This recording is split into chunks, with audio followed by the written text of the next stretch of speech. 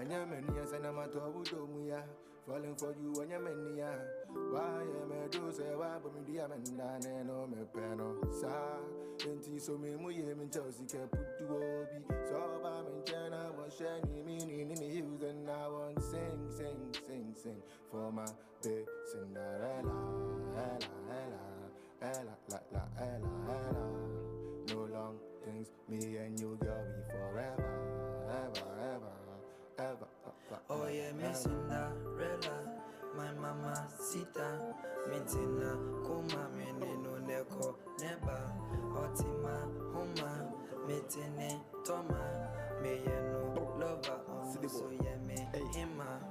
One time in Ghana or belly, friend in my man, not or telly, go on the Facebook or friendly, or blocking me, but not or testy. I go my knees, what you say I do for the rest of my life when I day by you. I got a name, Michelle, them share cartoons, Sunday live, man, swap last week. And I'm a falling for you and your many. Why am I do say, why, but me, dear man, and no me penal. Sa, and so me, and Chelsea can put to Obi. So, I'm in China, was shining meaning in the hills, and I want sing for my big Cinderella, Ella. No long things, me and you, girl, be forever, ever. Yeah, don't hear history. Enjoy the mean to me. I remember how close girl we used to be. Man on the chairman, I went to me and I'm into now. No.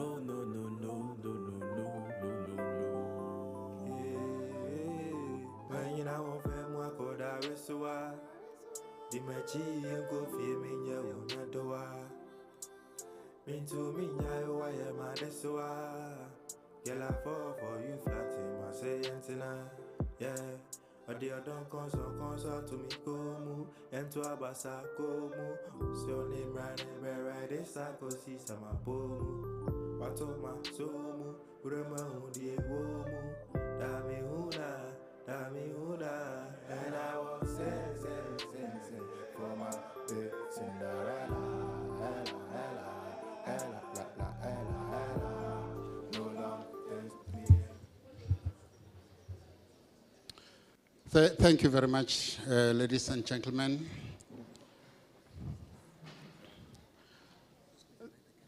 Let me begin by apologizing for the delay. We're hopeful that you will forgive us. I have a simple responsibility of introducing the chair of the meeting. But in doing so, we wanted to acknowledge the global challenges that we face around our different countries, our partner countries, where we all have friends and family. The war in Ukraine, several disasters around the world in terms of flooding, the difficulties in our area of operation, that is labor market environment, different tragedies, loss of life, injuries, and so on. In doing so, we thought that would want, with your permission obviously, to utilize this first part of our meeting, this political part, and the chairperson would light the candle in front of us in honor of all those that have fallen victims to injuries, those that have passed away, and generally the difficulties that we experience around the world of work. Ladies and gentlemen, the Director General of the Department of Employment and Labor South Africa, who will be our chairperson for the Employment Working Group, South Africa's presidency, Mr. Tobile Lamati. Big hand, please.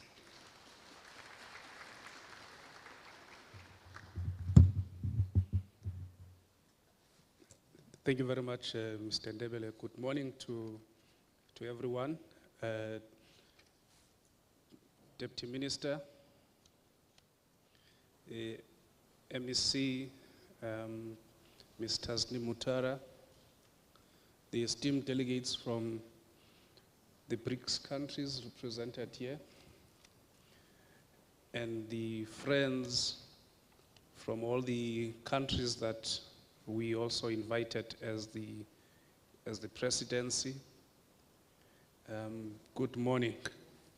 And to the International Labour Organization and the support institutions that are here, I'll also take this opportunity to greet you.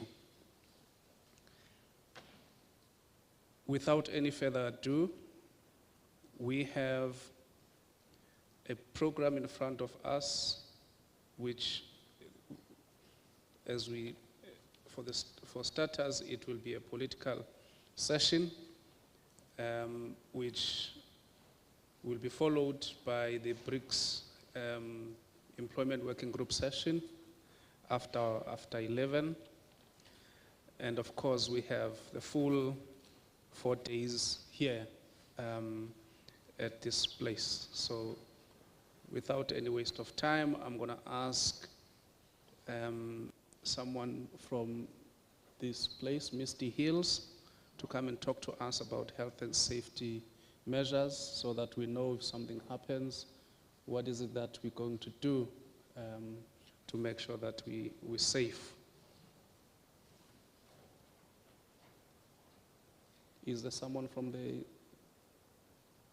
establishment?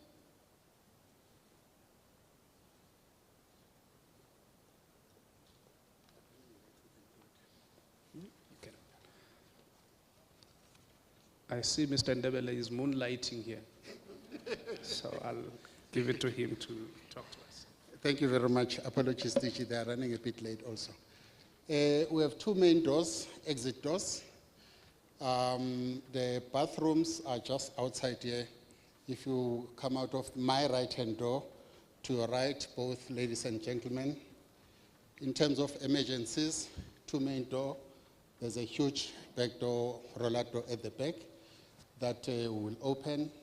Those who live through this door can convene up the stairs, open space. Those who live through that door, it's a wide open road. You can move to the car park to the left and convene there.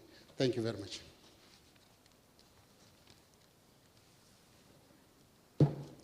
Thank you, Mr. Ndebele. We feel much safer now. We know what's going to happen. The next item on the agenda is the promotional item. Do we have those people who are going to render that item?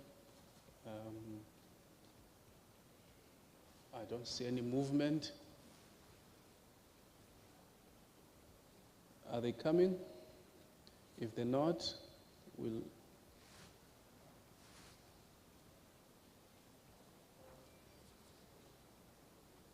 We invite you to a place in Africa that is...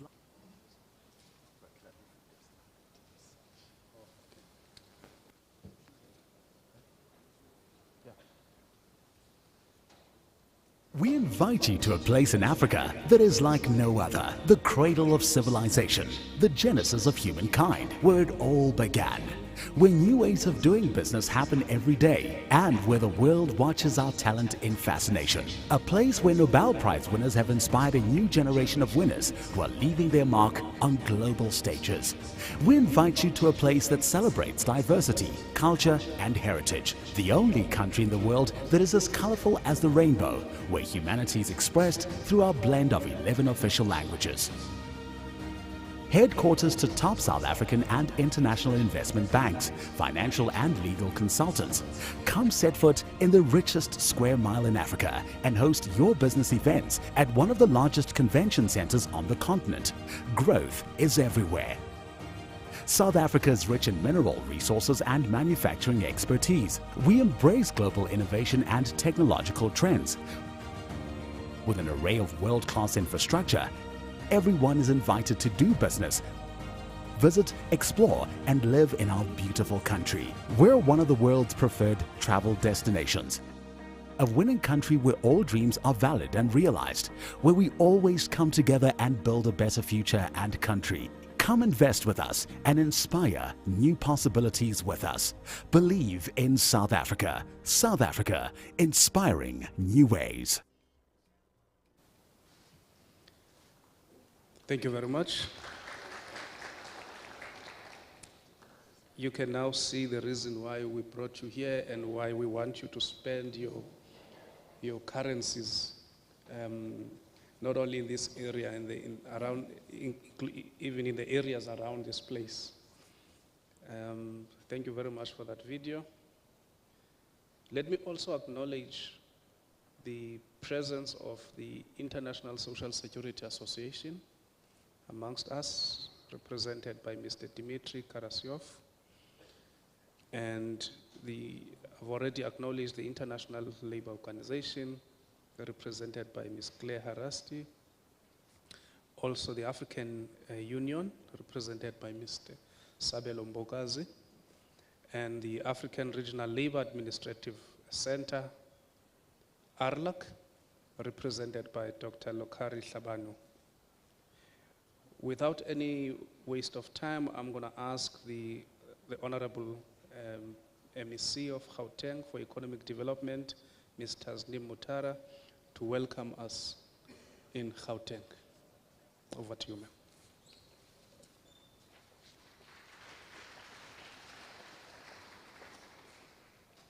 Thank you so much, Program Director, DG. Let me also take this opportunity to greet the Honorable Deputy Minister of Employment and Labour, Ms. Boitumelo Moloi, to members and leaders of foreign delegations present, senior officials, as well as all invited guests, ladies and gentlemen.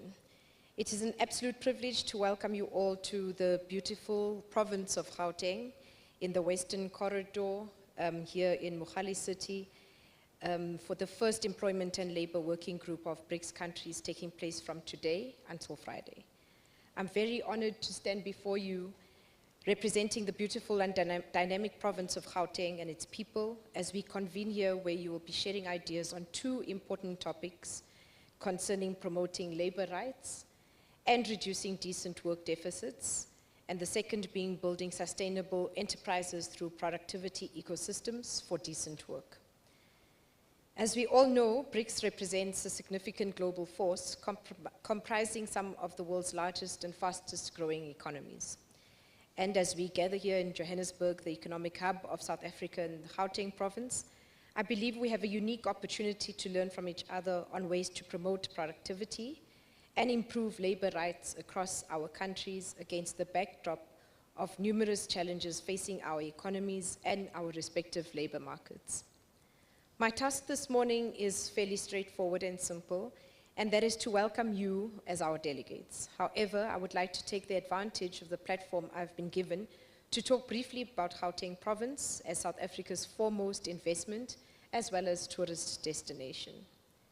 The reason is that Gauteng is a hub of business activity, innovation and development in South Africa, and we are proud to be at the forefront of economic growth and prosperity in our country. Our province is also renowned for its rich history, cultural diversity and innovative spirit. With your permission of the Program Director, I would like to take a moment to highlight the many advantages that make Gauteng province a premier investment and tourist destination of choice. Ladies and gentlemen, from the bustling streets of Johannesburg to the rolling hills of Pretoria, Gauteng offers a wealth of attractions and activities for visitors from around the world. Whether you are interested in arts and culture, nature and outdoor recreation, or simply experiencing the vibrant energy of a bustling metropolis, Gauteng has something for everyone. One of the standout features of Gauteng is its rich cultural heritage reflected in the many museums, galleries and historical sites scattered throughout the province.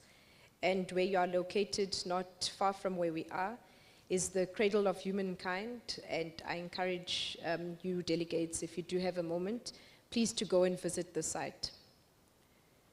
Whether one of the standout features of Gauteng is our rich cultural heritage reflected in the many museums, galleries, and historical sites scattered throughout the province. From the Apartheid Museum in Johannesburg to the Voortrekker Monument in Pretoria, visitors can gain a deep appreciation for the history and heritage of South Africa. Mr. Program Director, I'm told that our esteemed guests will enjoy visiting some of these places, including our sprawling township of Soweto, during this week. I hope that they will have an experience of a lifetime where they will experience our hospitality and welcoming spirit firsthand. Gauteng Province also hosts many international events such as the Johannesburg International Film Festival and the Rand Show, making it a premier destination for tourism. Johannesburg is unique for having hosted finals of principal sporting codes in the world, such as football, rugby, and we're currently hosting the Women's T20 World Cup cricket. For those who prefer to experience the great outdoors, Gauteng is home to some of the most breathtaking natural beauty in the world. From the majestic hills of the Magaliesberg to the scenic beauty of the cradle of humankind, just a few kilometers from here, as I've said, nature lovers will find plenty to explore and discover. In addition to its rich cultural heritage and stunning natural beauty, Gauteng is also known for its world-class shopping, dining, and entertainment. From Sandton's bustling streets to Braamfontein's trendy cafes, visitors will find abundant shopping, dining, and entertainment options. And our national capital city, Pretoria, and nearby Ekurhuleni offer the same experience. Honorable Deputy Minister and DG Lemati, we appreciate you and your team for organizing the excursion and activities to showcase our beautiful province and country to the world. Ladies and gentlemen, for investors, Gauteng is strategically located as a connectivity hub that provides easy access to the rest of the African continent. The value proposition of being 1 to 2 hours away from the other 8 provinces by road or air further solidifies our role as the connectivity epicenter of South Africa. With a highly developed transportation network, world-class infrastructure, and a highly skilled workforce, our province is the perfect place to invest and do business. The focus of the province is to ensure that we have a highly skilled workforce in the automotive, innovation, technology, and creative sectors of the economy. The Gauteng Automotive and Industrial Development Center, the AIDC, is central to our mission to enable the transformation of skills in the automotive sector through the Trade Test Center Assessment Program. The Innovation Hub further provides training in innovation and technology-related skills to new township-based companies that are incubated at the Ikasi Lab site situated in the Gauteng townships. The province of Gauteng is home to numerous vital economic sectors, each offering unique investment opportunities for businesses and investors from across the globe. In the last 100 days, South Africa received 8.7 billion rand of foreign direct investment, of which Gauteng accounted for 67% thereof. Firstly, we'll talk about manufacturing sector, where Gauteng is home to some of the largest manufacturing companies in the country and is a significant contributor to the national economy. Notably, at least 180 Fortune 500 companies are located in Gauteng. Since October, 11 companies announced new investment in Gauteng. Switzerland, the United States, and Germany were the largest new investment sources, accounting for a total of 88% of inflows into South Africa. It is therefore important in this forum to highlight the manufacturing capabilities of the province and promote for BRICS to take advantage of the investment opportunities available through our special economic zones. These special economic zones implemented provide a platform for the province to accelerate our work in investing in the following high growth sectors: jewelry manufacturing, automotive component manufacturing, agro-processing, the creative industry, innovation, and technology manufacturing base. With world-class infrastructure and a highly skilled workforce, Gauteng is well positioned to support the manufacturing sector's growth and attract investment in this field. Another key sector in the province is, of course, the services sector. Gauteng is home to South Africa's largest financial district and is a hub for financial services, insurance, and professional service firms.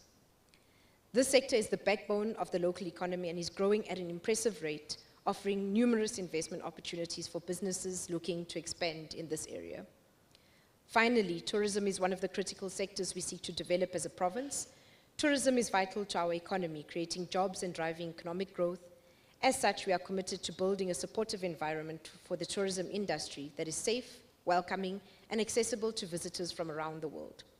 Many companies from BRICS countries are headquartered in Gauteng, and we appreciate the confidence shown by your countries in our province and our country.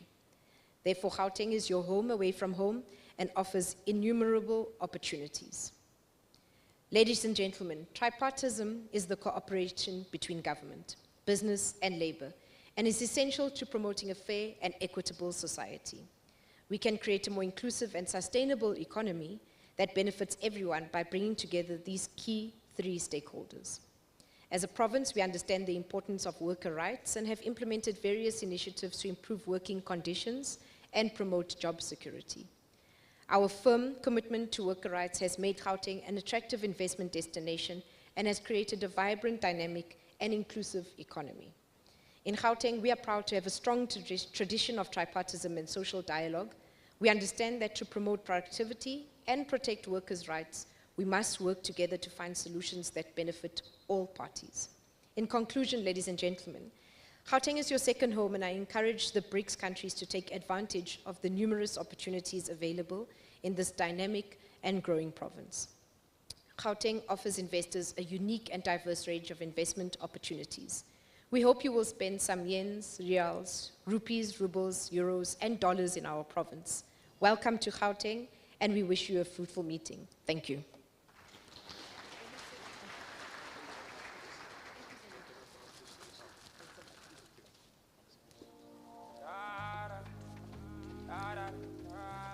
Thank you very much, Honorable MEC Mutara.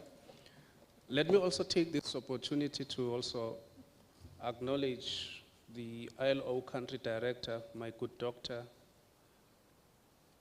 Dr. Musabayana, and also the social partners present here from Organized Labor, Mr. Basil Manuel, who is the Vice President of Federation of Unions of South Africa, and Mr. Kaiser Moyane, who's from the Organized Business Unity South Africa. Welcome, sir. We will now steam ahead, trying to catch up on the time that we've lost when we started. Without any further ado, I'm going to ask our Deputy Minister. I'm not going to introduce her. She often says that she's still alive. We mustn't say things that we should say when she's not here. Honorable Deputy Minister of Employment and Labor, Ms. Boitumelo Moloi.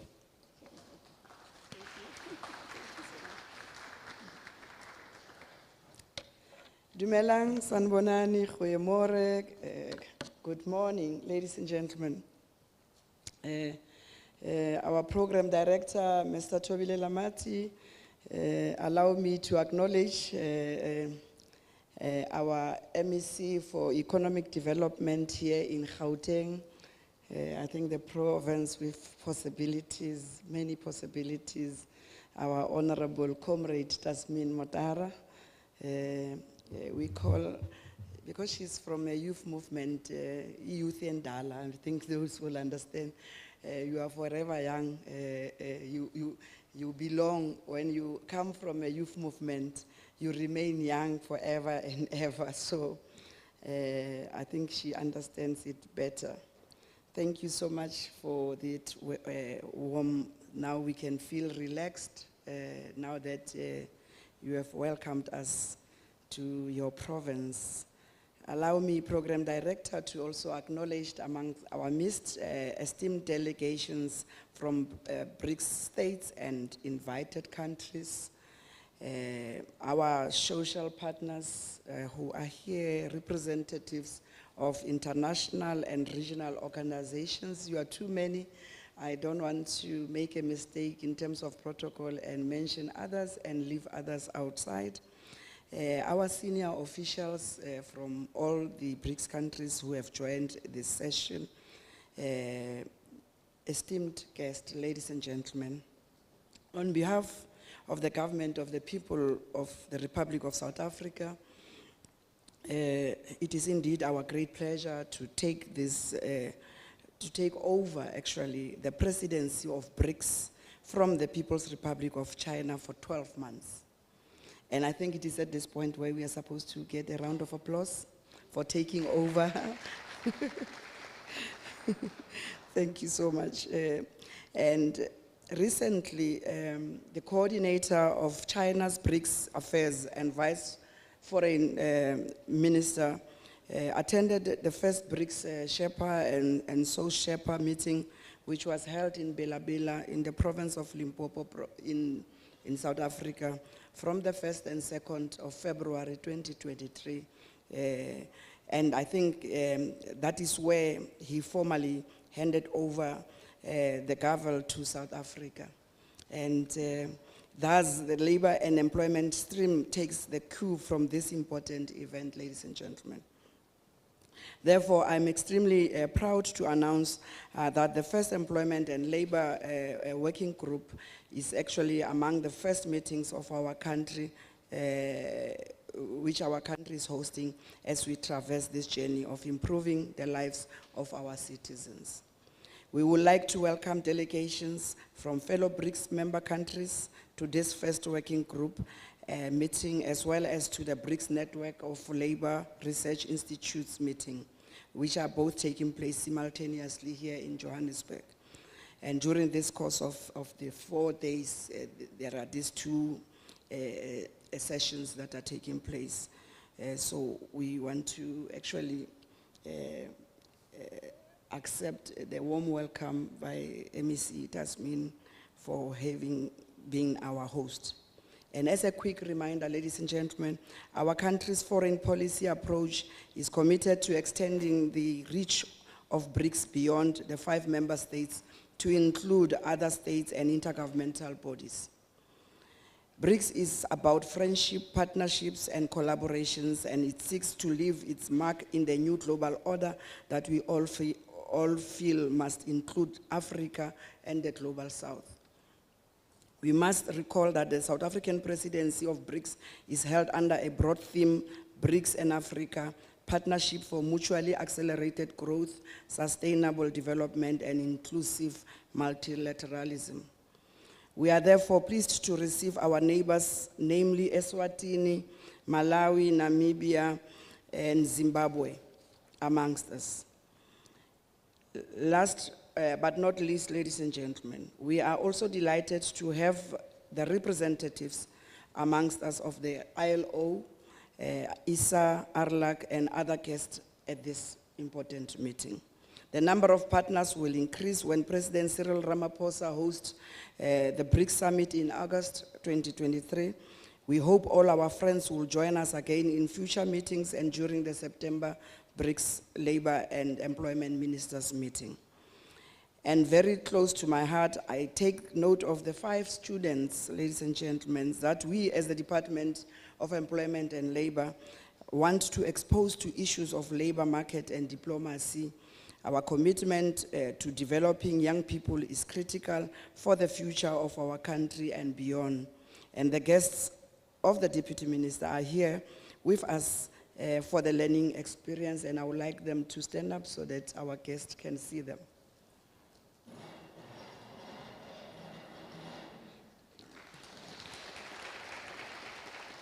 Thank you so much. So, ladies and gentlemen, as we gather today, we are faced with a world grappling with multiple challenges, such as volatile geopolitics, socio-economic challenges, climate change, and many other things that make our world less predictable. In addition, the world faces a series of interrelated crises, from economic stagnation and joblessness to energy price increases and persistent poverty. Most notably, the COVID-19 pandemic has upended economies and brought to the fore the need for a more robust and sustainable approach to work and the economy itself. As our foreign minister, Her Excellency Menaledi Pandor said, and I quote, BRICS has the potential to provide the leadership necessary to strengthen multilateralism, bring about meaningful reform, and can also work together to drive a sustainable global economic recovery that benefits not only us, but the broader global south, close quote. We as the employment and labor stream need to seize this moment and meaningfully contribute to the global economic recovery by providing balanced solutions for the future. We must look critically at how we can build sustainable enterprises, spur innovation, and enhance productivity while promoting labor rights and reducing decent work deficits. Our collective march to gain lost economic ground due to crisis should not come at the expense of the rights and welfare of workers. And instead, as articulated in the ILO's 2019 Centenary Declaration, a human-centered approach should serve as a compass to guide our efforts towards achieving economic recovery and growth. Again, ladies and gentlemen, and more than anyone else, BRICS is well positioned to lead this conversation. BRICS countries are home to over 40% of the world's population and account for over a quarter of the global economy. Therefore, we must work together to address the pressing issues facing our countries, including the creation of decent work, social protection, and the elimination of child labor. Also, I believe that we have a unique opportunity as member countries to create new and innovative policy environments that promotes innovation, skills development, social justice, and universal access to social protection, while simultaneously addressing pervasive low productivity, inequality, poor working conditions. South Africa presides over the labor and employment stream with an ambitious goal in mind of ensuring decent work, dignity, and respect for all. And that is, I think, the theme that frames our approach to all technical meetings and that of labor and employment ministers. We are keen to achieve this goal through the following priorities, but not limited to this. Among others, building sustainable enterprises, including new forms of employment and increasing productivity, promoting labor rights and decreasing decent work deficits in the context of recovery, universal social protection and ensuring minimum basic income, and promoting decent work by closing skills gap in the informal economy. And this, ladies and gentlemen, these priorities will form the basis of the technical meetings as we prepare a ministerial declaration to be adopted by our principals later in the year. And thus, the technical discussions in preparation for the LEM will be an important opportunity for us to discuss these interrelated themes and identify concrete steps that we can take to achieve our shared goals. I am confident that through our collective efforts, we can build a more just, equitable, and sustainable world of work. And I look forward to our discussions in the coming days, weeks, and months ahead. Ladies and gentlemen, this working group will provide us with a platform to exchange ideas and best practices for addressing these challenges. I do not doubt that we will leave this conference with a better understanding of the steps we must take to improve workers' lives in our countries. While pushing to attain decent work, one of our key priorities in the coming months will be to explore how we can build sustainable enterprises and enhance productivity across macroeconomic, sectoral, and enterprise levels. This requires us to think seriously about new forms of employment and consider the role of innovation and technology in promoting sustainable development. To eloquently discuss a topic critical and crucial to our countries and people, the relationship between productivity and decent work, must be firmly established. Productivity and decent work are two sides of the same coin. And on the one hand, productivity is essential for economic growth and competitiveness. But on the other, decent work, including protecting workers' rights, is critical for social progress and human development.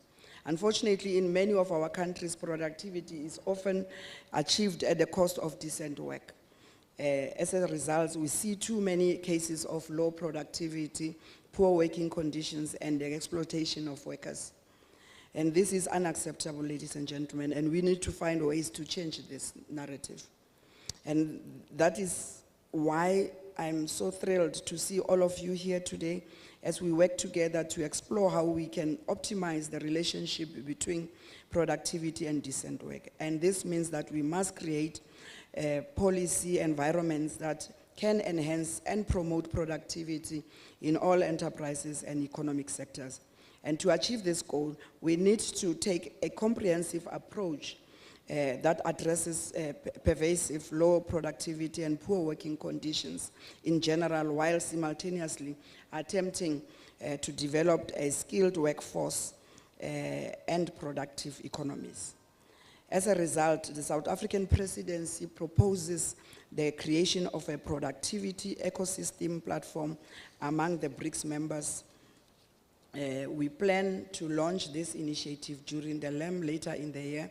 We also reach out to the ILO for support in developing and rolling out this program, Dr. Khubuyana. We hope that you help us in this regard. At the same time, we must also prioritize promoting labor rights and reducing decent work deficits in the context of economic recovery.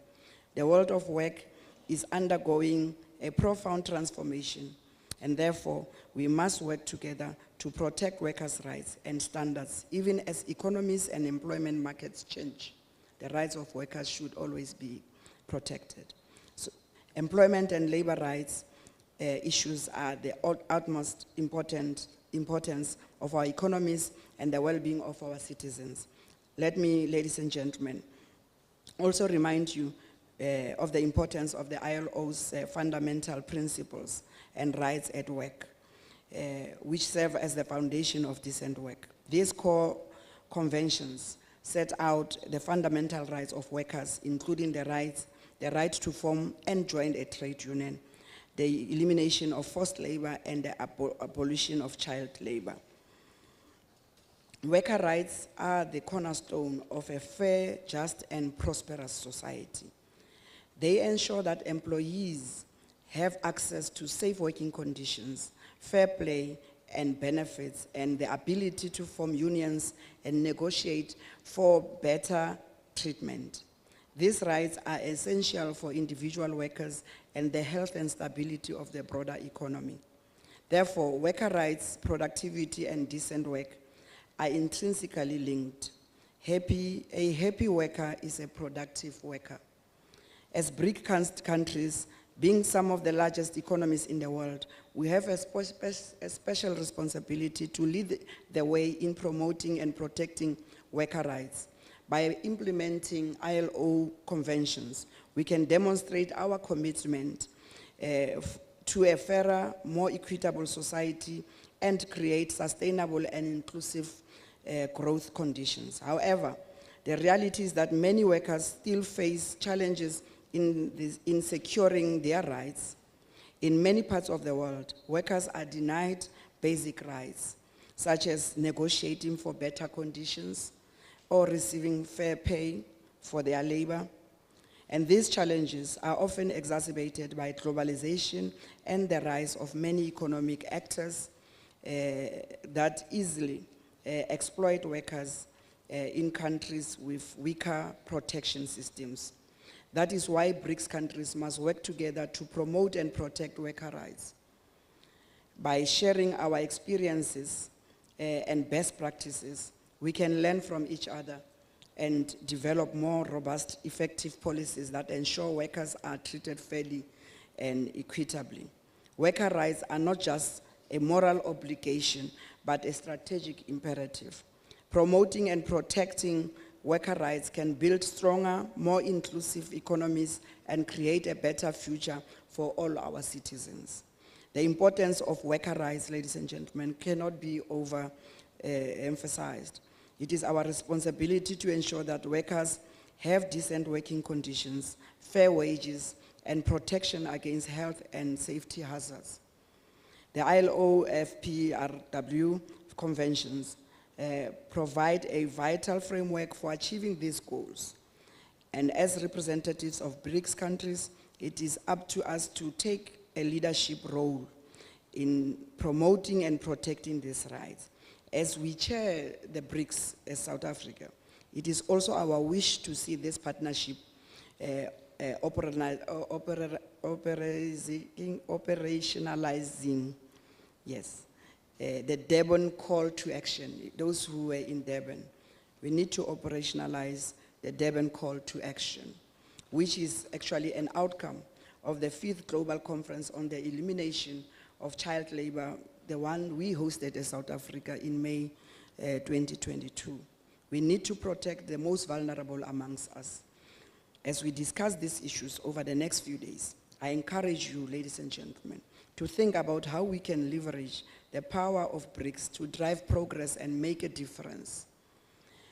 We have a unique opportunity to collaborate and share best practices to help create a better future for our citizens.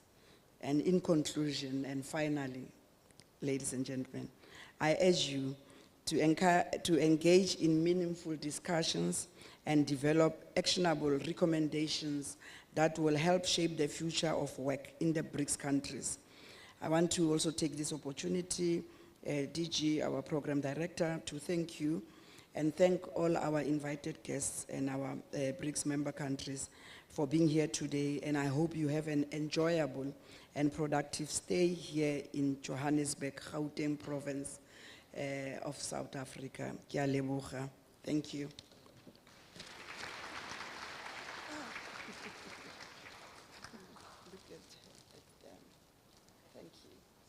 Thank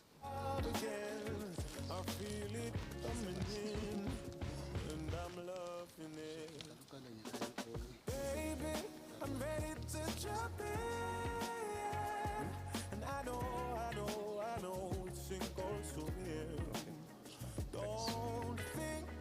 Thank you, Honorable Deputy Minister.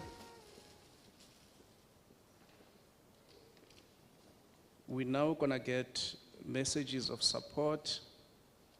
We'll start with the International Labour Organization. Ms. Claire Haresti, over to you.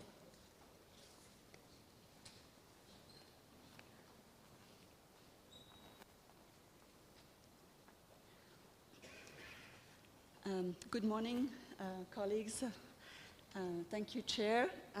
Let me express my sincere gratitude for the invitation extended to the ILO for this meeting. Since the inception of the BRICS and Labor and Employment Track, the ILO has been consistently invited to be part of your discussions, and an important partnership between us has developed. Allow me to convey to you today how much the ILO values this relationship and reaffirm our strong commitment to support your work.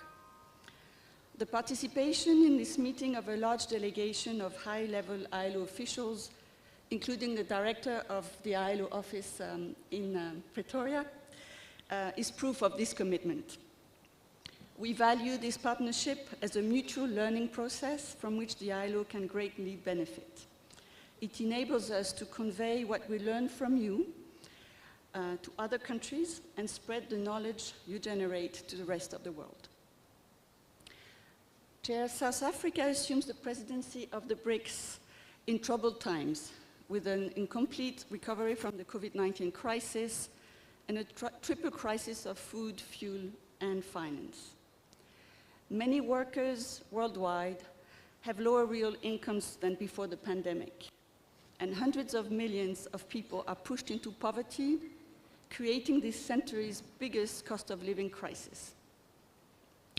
It is noteworthy in this context that South Africa placed the work of the Employment Working Group under the motto, ensuring decent work, dignity and respect for all, in the belief that, and I quote, the slow and painful journey towards economic recovery cannot be divorced from decent work. Your starting point is that labor rights at work and dignity through social protection and skills upgrading are indispensable to enhance productivity, innovation, and competitiveness of the economy, and therefore its growth. The approach is fully human-centered, seeking to achieve equality and social justice by ensuring that everyone benefits from the recovery. Enterprises play a key role in this regard, and it is no surprise that you chose to focus on building sustainable enterprises and increasing productivity. Sustainable enterprises provide good working conditions for their employees and invest in their skills, promoting higher retention and achieving higher than average productivity. In turn, higher productivity leads to better working conditions and a virtuous cycle of wage growth, higher aggregate demand, increased private investment, and higher economic growth. Your focus on the enabling environment for sustainable enterprises and an ecosystem conducive to productivity is therefore welcome.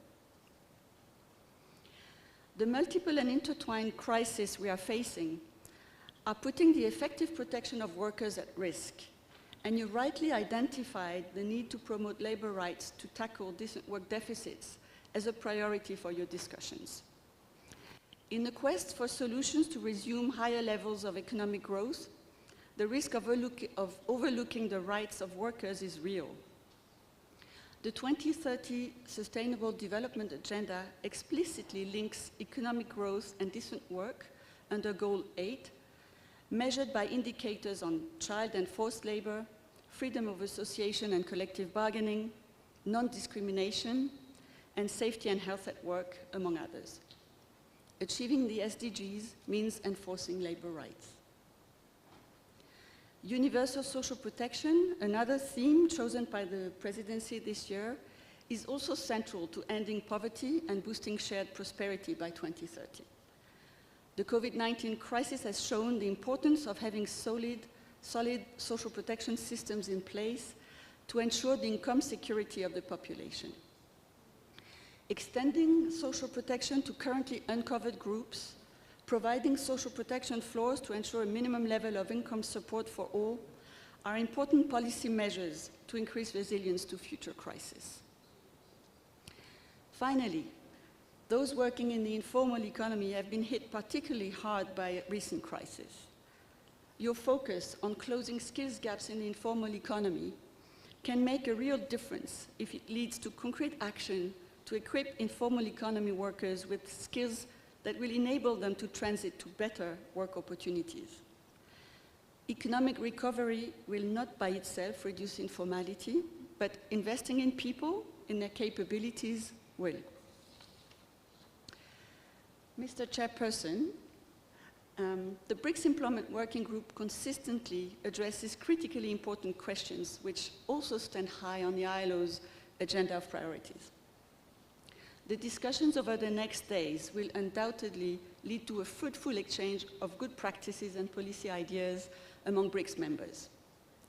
The ILO stands ready to accompany you in following up with concrete action, including through our offices located in each of your countries. Thank you for your attention.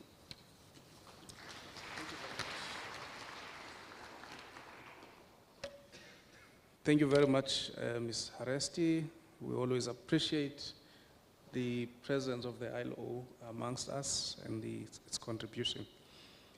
I'll now call upon the African Regional Labour Administrative Center, ARLAC representative, Dr. Lokari Hlabanu.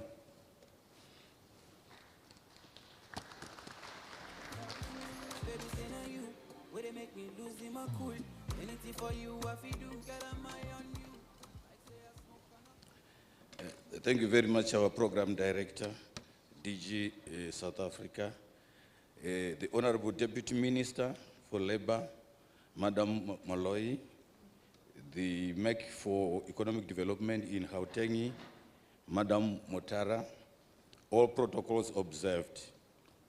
I feel a deep sense of honor and the privilege to join you in this August BRICS employment meeting. I bring you good tidings from the African Regional Labor Administration Center, family in Harare, Zimbabwe.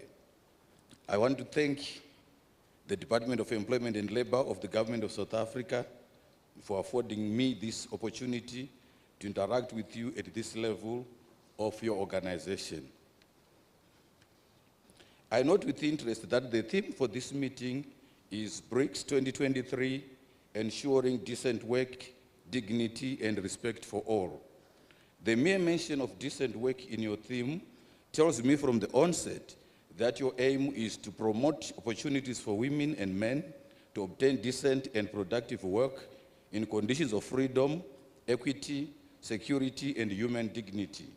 It is worth noting that although decent work as a conceptual framework for organizing and delivering of ILO services was unveiled in the twilight of the 20th century, it does not alter the founding mandate of the ILO, which states to improve the situation of human beings in the world of work.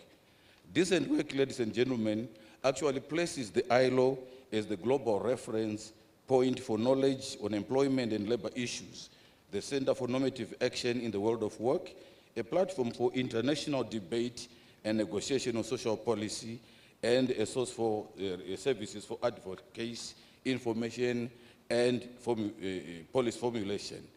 It may interest this audience, ladies and gentlemen, to know that the African Regional Labor Administration Center, ALAC, which I represent today, was itself originally jointly created by the ILO and UNDP as a project for strengthening labor administration systems in Anglophone Africa, and hence our unreserved support for your theme.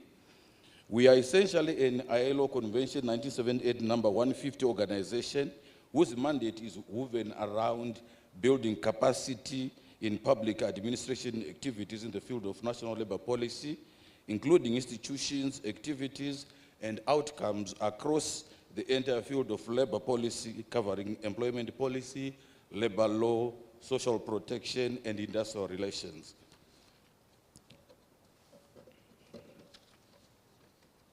Decent work, therefore, sums up the totality of the mandate of ALAC as it resonates all over the world as a major development priority. Since its transformation from a project into a fully fledged intergovernmental organization wholly owned by English-speaking Africa, ALAC has recognized decent work as central to human existence and a key to sustained social integration, a sense of personal worth, and a measure of quality of life. Your choice of the theme, decent work, dignity, and respect for all, brings to the fore the need to interrogate how we are doing with regards to availability of work which is freely chosen, work that is productive and sustainable, providing equity through fairness, security, and human dignity. These dimensions flow directly from the 4 pillars of the decent work agenda. Chair, if you may allow me just to talk about the decent work agenda, I crave in this respect to your indulgence to draw attention to the issues of deficits. In each of the pillars of decent work, people throughout the world face deficits, gaps, and exclusions in the form of unemployment and underemployment, poor quality and unproductive jobs, unsafe work and insecure income, rights which are denied, gender inequality, migrant workers who are exploited, lack of representation and voice, and inadequate protection and solidarity in the face of disease, disability, and old age. We therefore need action that is aimed at addressing gaps between reality and aspiration. The strategic value of fundamental principles and rights at work as laid down in the 1998 Declaration is now firmly established as a universal set of minimum requirements for a social flow in a globalizing economy. It calls for the strengthening of the linkages between standards and economic and social policies in order to make good use of labor standards as tools for the promotion, attainment, and monitoring of economic social progress. But we still have workers who are denied the right to unionize, incidents of forced and child labor, and discrimination which continues to afflict the world of work. The second pillar, the Director of Ceremonies, is the strategic goal of creating greater opportunities for women and men to secure decent employment and incomes, which are the cornerstones of social integration as observed by our Honorable Minister, and sustained improvements in living standards. Although it is imperative that we implant employment as a central objective of national policies, we have high unemployment levels among our citizens who are able, capable, and willing to work. We face the challenge of catering for redundancies, new graduates, and other able-bodied men and women who flood the job market every day. The third pillar, Chair, seeks to enhance the coverage and effectiveness of social protection for all. Access to social and labor protection is recognized as a significant means to reduce poverty, raise labor productivity, and facilitate structural change. There were job losses because of redundancies, restructuring, right-sizing, downsizing, and retrenchment. A cursory look around Director of Ceremonies shows us clearly, and sadly too, that formal protection for loss of income, old age, invalidity, sickness, and health care reaches only a tiny proportion of the population. The fourth strategic objective seeks to strengthen particulars through tripartite consultation and social dialogue, both as an objective and a means of achieving decent work. Of equal importance is the need for governments and the social partners to establish an enabling environment to promote and enhance social dialogue. The gap here, Director of Ceremonies, shows shortfalls in both organization and institutions, and often in attitudes. As I conclude, Program Director, I ask and I answer myself. What do these gaps tell us? They tell us one thing, that there are tremendous opportunities if all stakeholders consciously take steps that will enhance the quality of life of people and thus reduce poverty. This may be the time, Director of Ceremonies, to shift focus to decent work deficits and formulate strategies for remedial action. I thank you.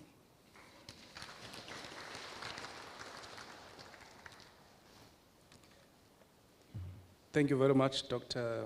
Lokari Hlabadu, from an institution that we like to call ARLAC, African Regional Labor Administrative Center. Honorable Deputy Minister and Honorable MEC, and the esteemed delegates from the BRICS countries and the institutions that are here, we've now come to the end of the first session, which was the official opening and the political session. We will now be moving to the first session of the BRICS Employment Working Group, which will resume at 11:30. So we will now break for tea, which will be, we've actually moved very, very fast with time. So we should start our next session at 11:15 so that we move with speed. Let me then take this opportunity to, before we move on, I'm told that ISA, the International Social Security Association, has sent a video. So let's just give them the opportunity to talk to us over that video. Over to you. Respected Mr. Tobili Lamati, Director General of Employment and Labor. Respected Mr. Sifo De Bele, Acting Deputy Director General for Labor Policy and Industrial Relations. Dear colleagues and friends from the BRICS Employment Working Group and BRICS Research Network. First of all, let me convey to you, on behalf of the ISA Secretary General, Mr. Marcelo Catano, our warm greetings from the International Social Security Association, which unites 320 social security institutions from 161 countries. I would like to thank our South African host for the invitation to the first BRICS Employment Working Group meeting this year, as well as to the meeting on the BRICS Network of Labor Research Institutes to deliberate on issues of employment and social protection. Let me express our regret not to be able to join you today at this meeting. As you know, it was due to unforeseen last-minute circumstances. However, we are pleased that we will be able to support your collaboration virtually this time. Dear colleagues, at the outset, let me express our satisfaction as to the important priority that continues to be given to the social protection as part of the employment working groups. This is well anchored in previous work, and I would like to recall the BRICS commitment towards sustainable and universal social protection. This commitment is structured into 4 important areas of action. First, promotion of social insurance and formal employment, which are fundamental for ensuring universal, adequate, and sustainable social protection. Second, promotion and implementation of both contributory and non-contributory social security programs. Third, action to enhance the cross-border portability of social security benefits through the conclusion of social security agreements among BRICS countries. And fourth, action to further build comprehensive social protection systems as guided by the ILO social security standards, including Convention 102 and Recommendation number 202, as well as ISA guidelines for social security administration. Since the beginning of our BRICS cooperation in 2016 in UFA, big strides have been made in these 4 areas of action. And I think that you will agree that our nearly 8 years of cooperation on issues of labor, employment, and social protection have largely stood the test of time. However, our exchanges and cooperation have been much challenged over the past 3 years by the COVID pandemic, which affected every country and every person. While the demand for social protection has surged unprecedentedly, the institutions involved in the delivery have to deal with lockdowns, social distances, and teleworking. Due to the restrictions of global mobility, many BRICS events, including the labor and employment ministerial meetings and the working group meetings, have been organized online. As one example of such cooperation, you might recall the executive webinar on social security agreements, which was organized by the ILO ISA Virtual Liaison Office for BRICS social security authorities and institutions in April 2021. Today, as the COVID-19 pandemic is drawing to a close, discussions have turned on to learning the lessons from the crisis and strengthening social security for the future, including regarding the financing of social security, building more resilient systems and institutions, and how coverage gaps can be filled. In this endeavor, important topics such as universal social protection, new forms of employment, extension of coverage to the missing middle, and formalization not only remain vital, but also gain a new impetus in the global social security deliberation. Dear colleagues, ISA strongly supports the vision of the South African host for the BRICS labor and employment cooperation on 2023, which is to sustain the present momentum to contribute to the existing spirit among BRICS countries of recovering and growing together from the massive social security and health fallout created by the pandemic. This vision is based on shared values and common challenges faced by social security organizations. The agenda of our BRICS cooperation in 2023 outlines 4 important priorities for action, where the priority 3 about universal social protection is closely connected to the ISA constitutional objective to promote social security coverage throughout the world. Dear colleagues, ISA is at your disposal to contribute to the discussion on the social security solutions for an inclusive recovery. One of our inputs will include the lessons learned from the current crisis to ensure predictable and timely delivery of social security benefits and services in extreme situations as experienced by ISA member organizations across the world. To conclude, let me reiterate that the ISA is very much honored to support the South Africa host and the BRICS collaboration.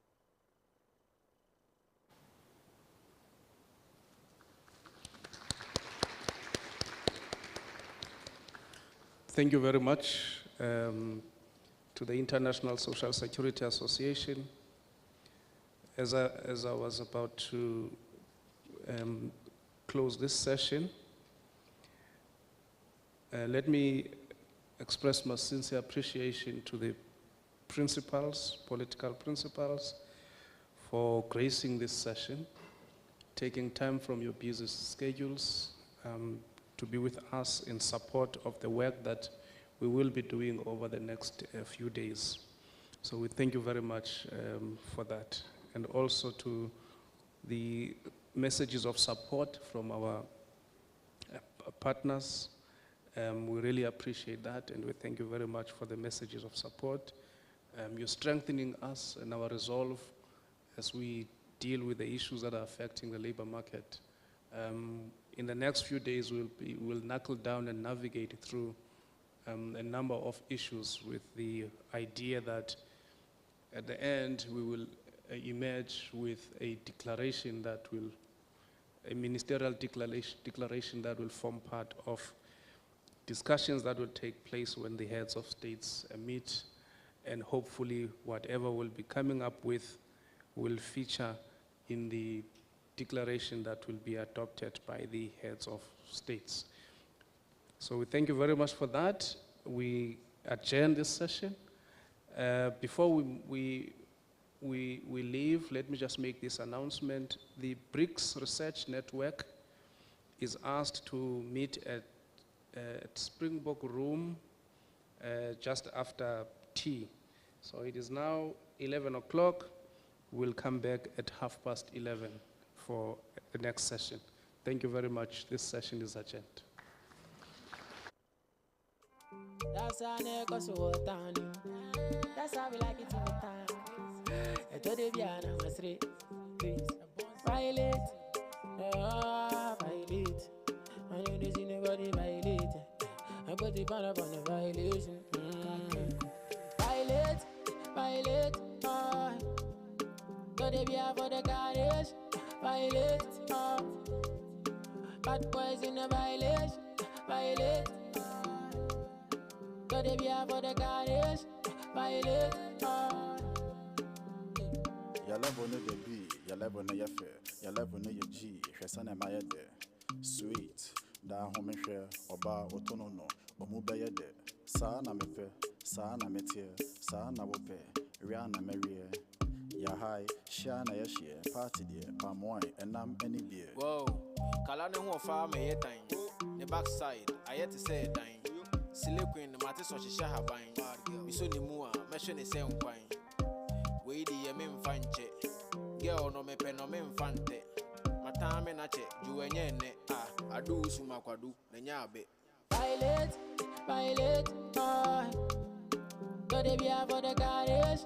Violate, bad boys in the violation. Violate,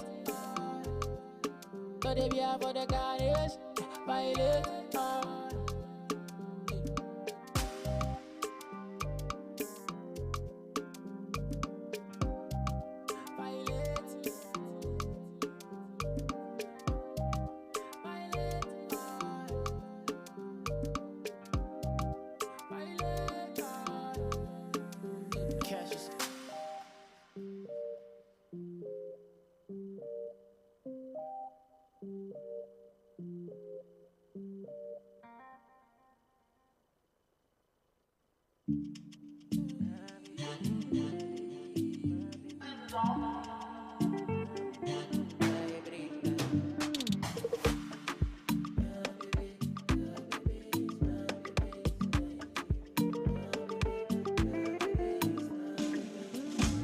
Someone give me head for poolside. Medusa, She like it the way I do the makosa. I'm a ten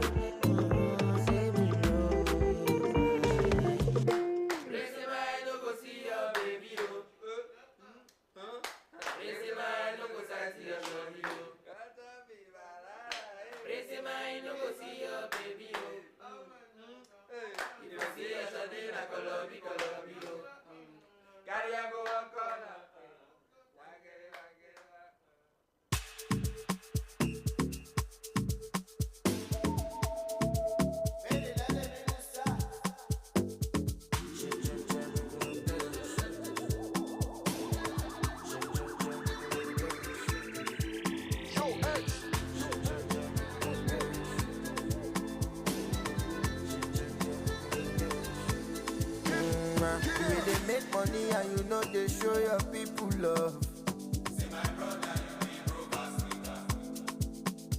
You will they make money and you know they show your woman love. Boom, when Cora Benz, Cora Porsche, Cora Vella.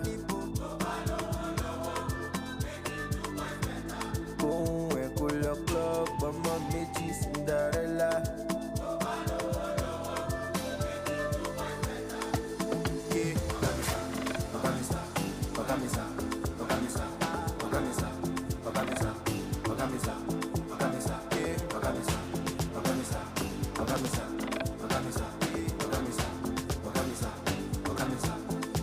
No be every time you go give, but if it dey make you try give, because love your neighbor as yourself, but no more than yourself. So no do pass yourself, sugar. Get up. But you will get to no carry your guys along. And you will shank your niggas to feel one gas up. Boom, when Cora Benz, Cora Porsche, Cora Vella. Tupa lowo, make you do boys better. Boom, when Cora Club, Mama Meiji, Cinderella. Tupa lowo, make you do boys better. Yeah, Ogamisa, Ogamisa, Ogamisa, Ogamisa, Ogamisa, Ogamisa, Ogamisa, yeah, Ogamisa, Ogamisa, Ogamisa, Ogamisa, Ogamisa, Ogamisa, Ogamisa, Ogamisa. Yo, X.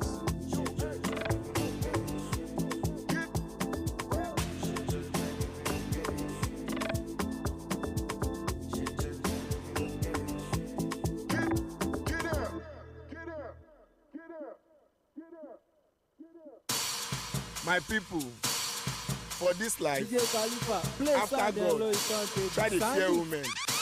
Every day of your life, use 18 hours to fear women. Remaining hours, use and fear who no fear women. Again, why? Obìnrin, you go dey trust woman. You go dey trust woman. Woman, you never see anything. Oh Lord, oh so Lord. Ẹ má jẹ́ kó lọ, ó dà kó ti lọ, it's gone. Change it.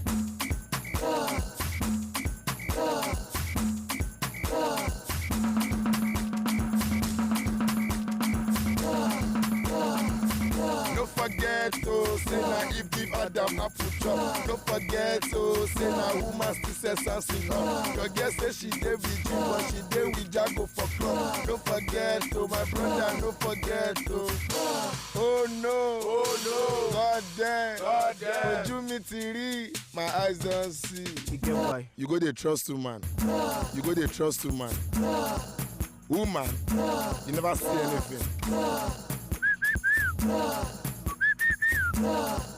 Oh Lord, oh tún lọ, ẹ dì mú o, ẹ má jẹ́ kó lọ, ó dà pé ó ti lọ, it's gone.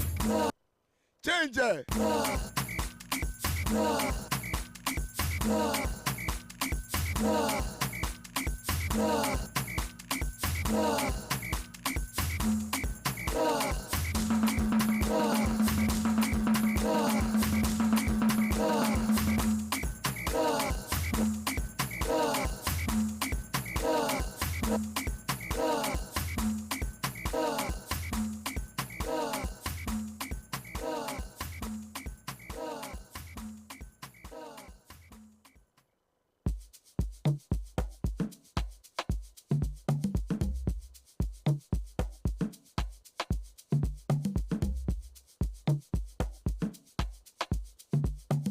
Uptown Daddy.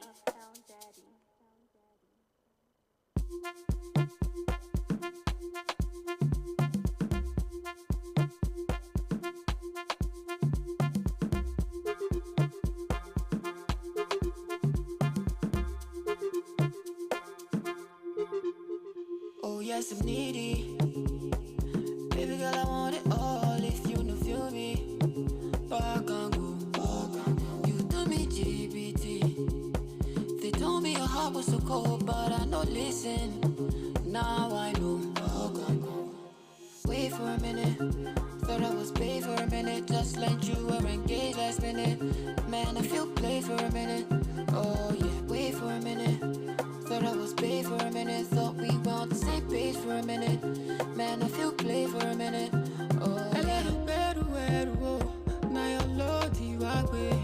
I know send you back way. I know there for garbage. A little better, now your Lord, you are way. Do you take my heart away? Ole, ajibole.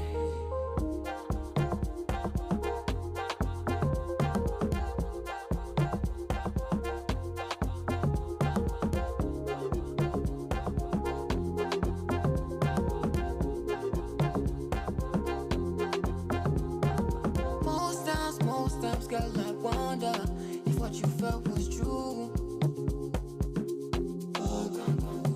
You talk, say your love is strong as leather, and me I chop a boo. Oh, you. Wait for a minute. Thought I was paid for a minute, just like you were engaged last minute. Man, I feel play for a minute. Oh yeah, wait for a minute. Thought I was paid for a minute. Thought we were on the same page for a minute. Man, I feel play for a minute. Oh, a little better, now your Lord, you are way. I know send you back way. I know they for garbage. A little better, now your Lord, you are way. Do you take my heart away? Ole, ajibole.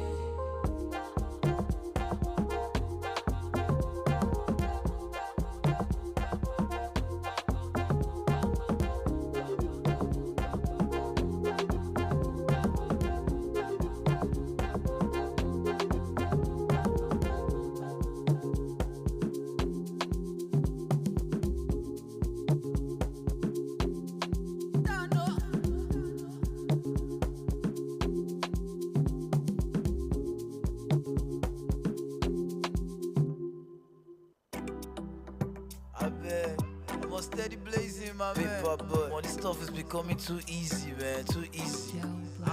Baby, dance with the goat. The goat when they feed on a goat.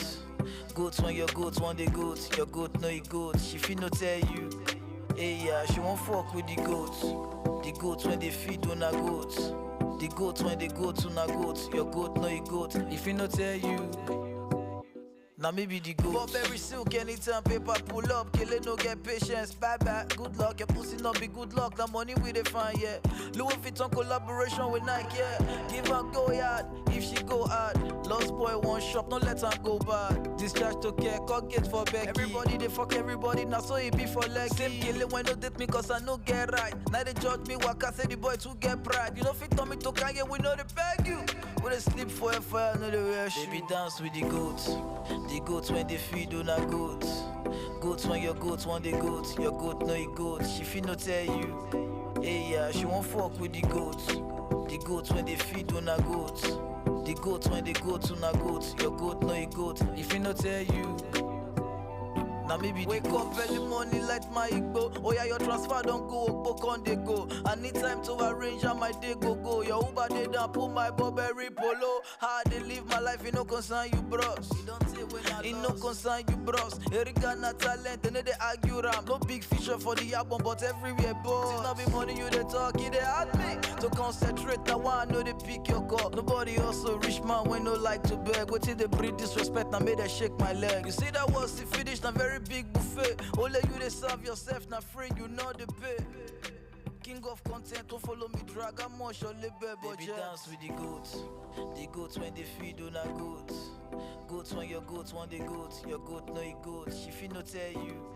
Hey yeah, she won't fuck with the goats. The goats when they feed on a goat.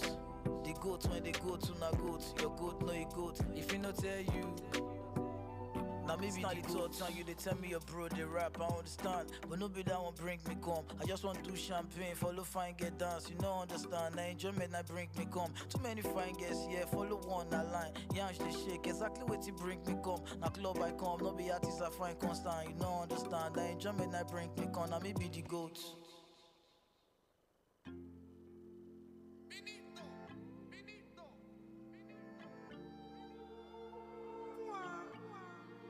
Before I begin the explanation, make a fit the picture, make a write literature, describing the future for you. Sufu baby, ever since I don't set my koro eyes on you, I know that I will fight for you. I know that I will participate in any competition. If the price was you, I will go to any length to compose the sentence that will fully capture your essence. I will spare zero expense cause you get more sense than bachelor degree or masters. I'm already a bachelor, so come a bachelor already. Government, he don't pass it already. Say I love it, no be crime. Say I love it, no be felony. But the marriage counselor, make it they cancel us already. So many damn butterflies in my tummy. I wanna open up, I wanna show you all, I wanna show you the amount of love where I get. If you to fill up 11 baskets, if you to fill up San Siro, I could be your #1 hero till I enter casket. Amount of love where I possess, it big it pass it waiting, I go fit to profess. You go fill up San Siro, I could be your #1 hero till I enter casket, yeah.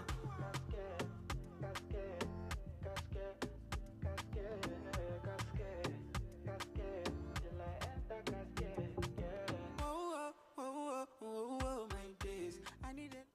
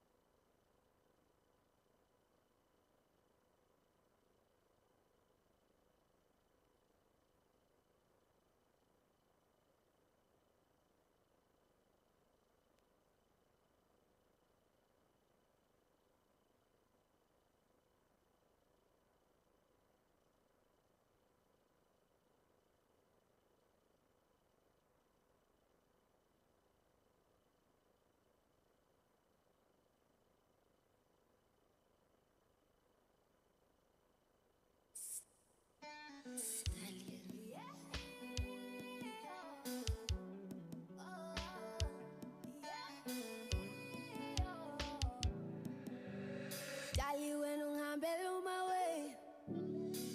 Ngiyeza ngizohlala kini. Ngenxa yento engaphakathi kimi. Jali wakhuluma dale.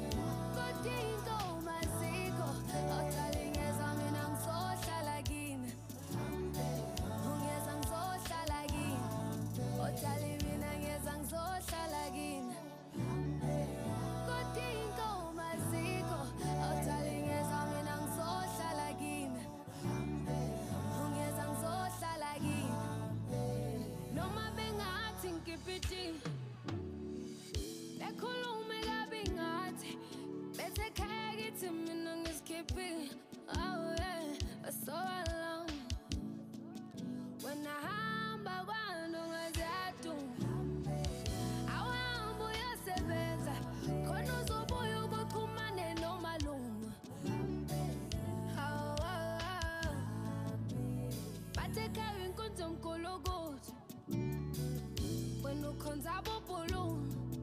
Oh, my lume, but taking this pogo. Dali when I'm bello my way. Yes, I'm so salagi. And my ending up a latigi. Dali, Okuluma,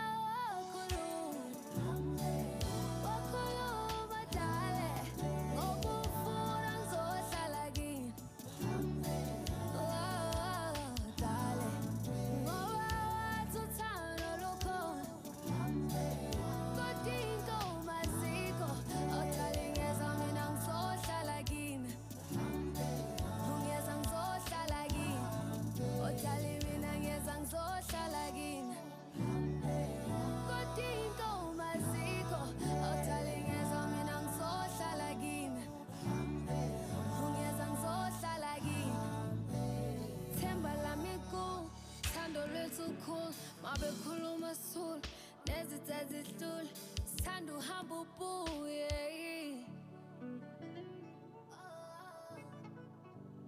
Bathi uzoduka nezwe kanjani. Angibiza uma weni, khona azonginika ubheka mina edaba. Dali wena ungihambela uma way. Ngiyeza ngizohlala kini. Ngenxa yento engaphakathi kini. Dali wakhuluma, wakhuluma dale. Ngokufuna ngizohlala kini. Dale. Ngoba wathi uthando lukhona. Kodinga umaziko. Dale, ngeza mina ngizohlala kini. Ungeza ngizohlala kini. Dale, mina ngeza ngizohlala kini. Kodinga umaziko. Dale, ngeza mina ngizohlala kini. Ungeza ngizohlala kini. Dale, mina ngeza ngizohlala kini.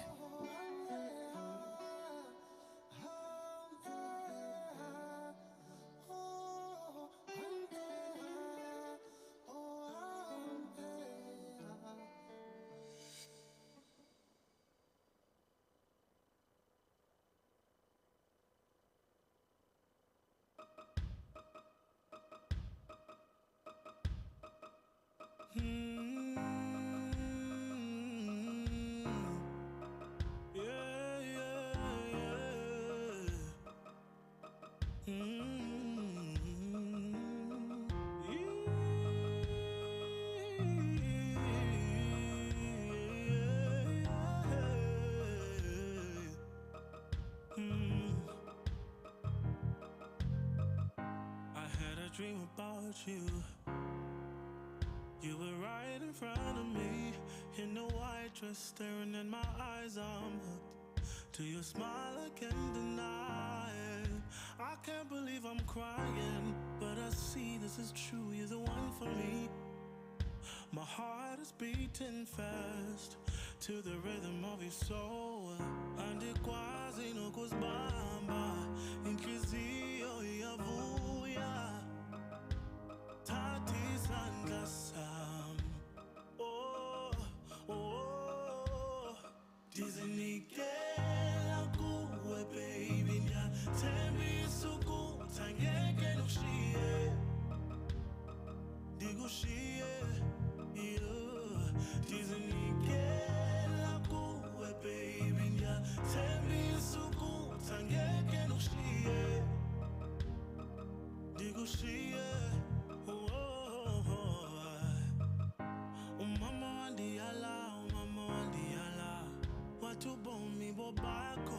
You don't have to listen to the naysayers. Just listen to your heart, boy. I am not only when I'm around me. Dizokveza kwabantu. Tikunika inhliziyo yam. Tikunika isandla sam. Andikwazi nokuzibamba. Inhliziyo iyavuya. Thatha isandla sam. Dizinikela kuwe baby ngiyathemba isuku angeke ngikushiye asoze ndikushiye dizinikela kuwe baby ngiyathemba isuku angeke ngikushiye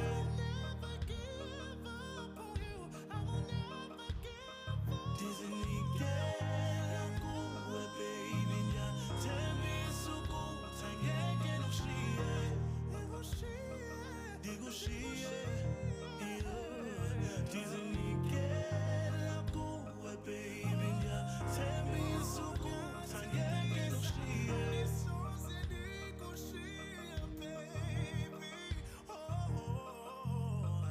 andikwazi nokuzibamba inhliziyo iyavuya wena thatha isandla sami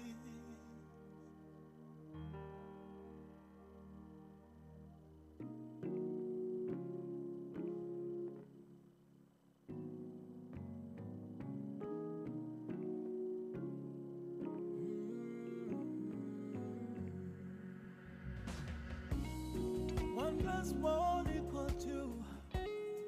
Asake kaya smell two. I'm ready to say that I do. When am I do? Ngakubona ngavele ngazithula. Akuvumanga ngithule. Asake kaya lethu today. Ihlabelele lengoma. Mina nawe siphilile.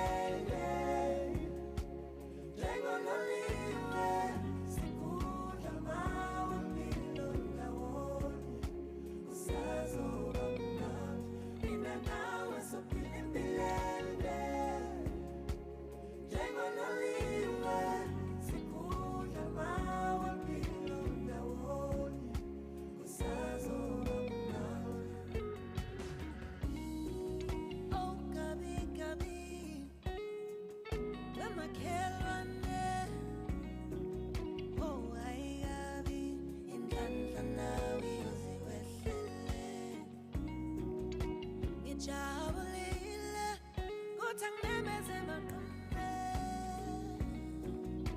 azishiye, okulungile siyila nawe sophilile, jengololiwe, sikhula mawe mpilo ndawonye, sazoba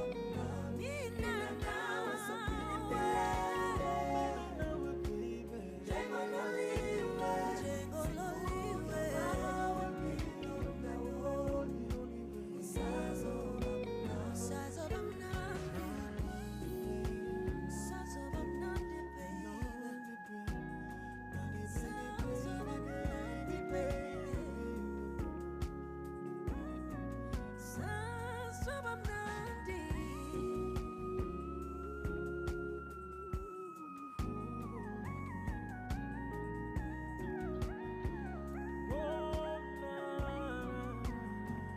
mina nawe sophilile. Let's move to the rhythm of love.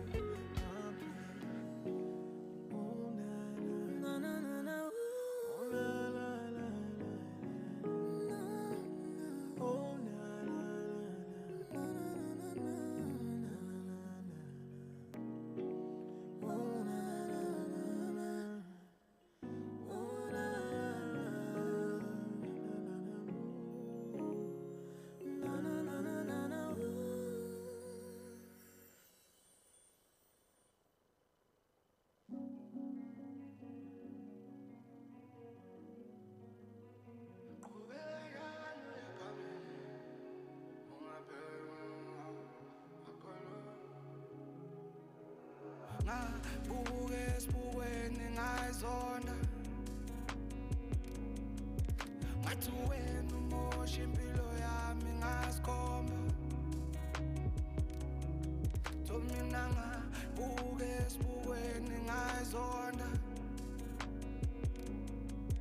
ngathi wena umosha impilo yami ngasikhomba ngizahlulela ngisengqondo yami uphoyise ngitshela ukunyahluleka and I'm on the right track ngizahlulela ngisengqondo yami uphoyise ngitshela ukunyahluleka and I'm on the right track.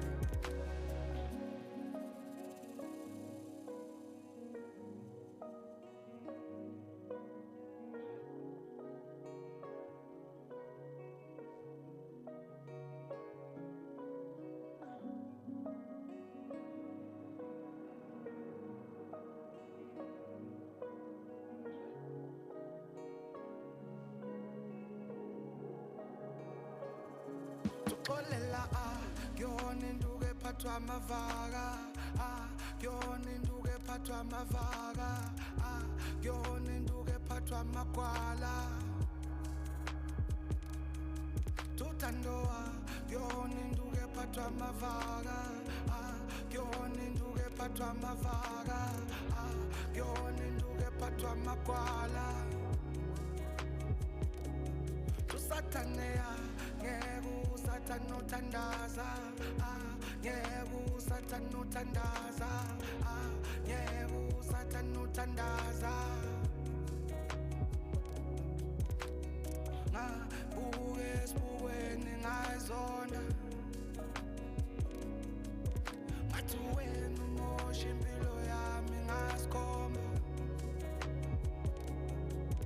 mina ngabuke esibukweni ngayizonda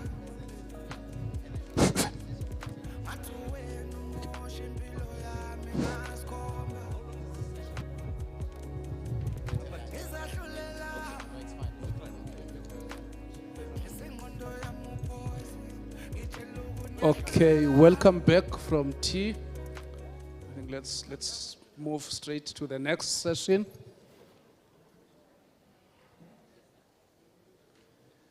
We'll ask Mr. Sipho Ndebele to give us a presentation of priorities that are expected as outcomes of this session by the host country. Over to you, Mr. Ndebele. Thank you very much, DG. Good afternoon, good morning.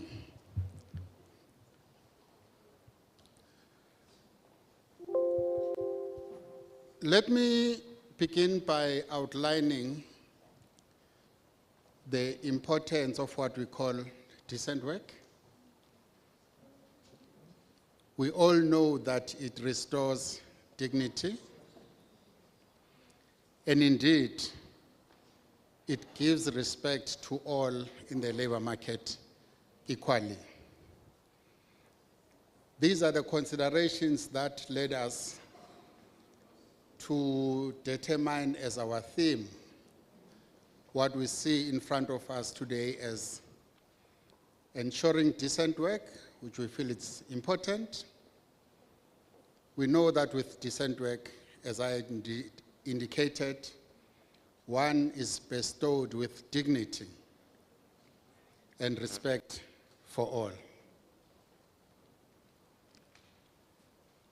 How we plan to realize what we've put forward as a theme, we've put forward 4 priorities. This first meeting of the Employment Working Group is discussing the first 2 priorities. And our second meeting in May will discuss the last 2 priorities. We plan to present to you in Geneva the first draft of the declaration, which would be informed by the outcomes of the 2 meetings, and agree with you in Geneva to convene virtually at least once monthly towards September, where we would have concluded the draft declaration and potentially other agreements that we would want to put to you during this meeting. Can we remind ourselves why are we convening as BRICS? We thought it's important that we need to strengthen intra-BRICS coordination. Essentially, growth is derived from sharing and learning from best practices. And this forum intends that we should enhance that information sharing as well as cooperation on matters of mutual interest. And for us, that is address labor market and employment challenges. We all agreed that decent work is very important, so we need to ensure that we promote our decent work agenda as agreed in terms of its components, and through that, we'll advance economic working conditions and ensure what we call a conducive and productive working environment. We can also ensure that there's effective and social protection for all, very critical. In our line of operation, in our line of work, central to our operations and our activities is tripartism and social dialogue. Hence, as the current presidency, we have our social partners to also come and share with us their ideas and vision in terms of the priorities that are in front of us.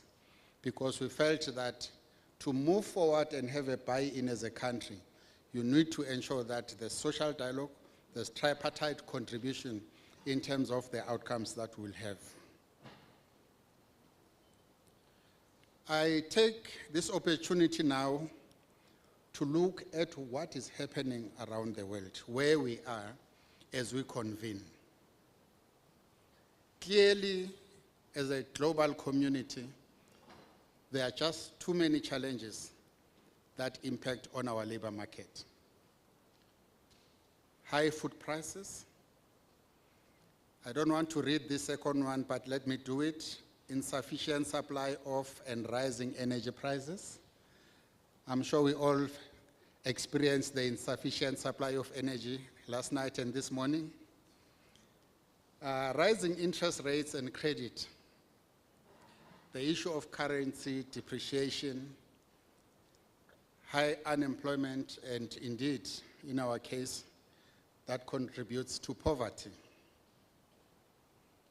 These are additions which contribute to what we experience through the COVID pandemic, which simply defined was debilitating. There are a number of initiatives that have been taken or undertaken to respond to some of these challenges individually and as a collective. But we want to put it to you that we are unsure, or it's rather unclear, how successful have these interventions been. And indeed, the key element is that we need a reset of our economies. In short, the rising to the challenges of global jobs crisis requires this collective to rethink thoroughly of the relationship between economic growth and employment. As the current host, South Africa would seek to contribute to the existing spirit of BRICS, that is of unity, of consensus, of engagement, in contributing to recovering and growing together our economies and in moving forward. We would foster what we call continuity, because we know that what happened in China didn't end in China. We must build on that agreement in ensuring that we're moving forward. Similarly, as we would convene next year in Brazil, we build on the experience that we agreed on in South Africa as part of the continuity that we agree on. One key element that we feel that we are not exploiting enough as BRICS member states is our power of influence. We feel that to remain competitive and sustainable, we need to do more in the development of common positions. Because we're doing it, but it's a bit scattered. And we need a more stronger BRICS voice as we convene in the different fora where we meet. Now, in terms of our first priority, the World Economic Forum 2020 report, as well as that of the Institute for Management Development 2021, reflect that as a combined unit of BRICS member states. When we look at global competitiveness rankings and the absolute competitive scores, this remains very low in BRICS member states, save for China, which means we need to build capacity elsewhere to improve our standing in this particular space. And the sharing of information in terms of how is China doing it, what benefits can we derive from that, is important so that BRICS as a collective is lifted up. The ILO points that in a report from 2022, there's 9.8% of adults and 28.4% of youth in terms of the BRICS labor force that is underutilized in 2019. So it means, again, there's a capacity elsewhere that we're not utilizing to generate growth and or employment in terms of our own and build our own economies. That's a weakness that we need to look into and say, how do we improve on this to ensure that we become a force to be reckoned with? In another report, the ILO points to what we call youth not in employment, education, or training. During the 2019 period, the need increased from 14% to 16.1% for men in 2020. And not as a surprise, 36.2% in 2019 to 36.8% in 2020 for women. 14% for men, 36% for women. There's a problem that we need to deal with. Gender gap during the same period as of 2021, it is reflected that labor force participation stood at 28.5%. And again, as I'm sure in most of our countries, youth unemployment increased continuously since 2010, reaching 20.5% in 2021. Mr. Ndebele, just to remind you that you only left with 2 minutes. Thank you, Chair. We touch on a number of critical areas. We will share the presentations, but we thought also it's important to reflect on some SMEs in terms of their status. Guaranteed, they're facing a number of challenges. Those could relate to cost, the quality of delivery, flexibility, and human resource development.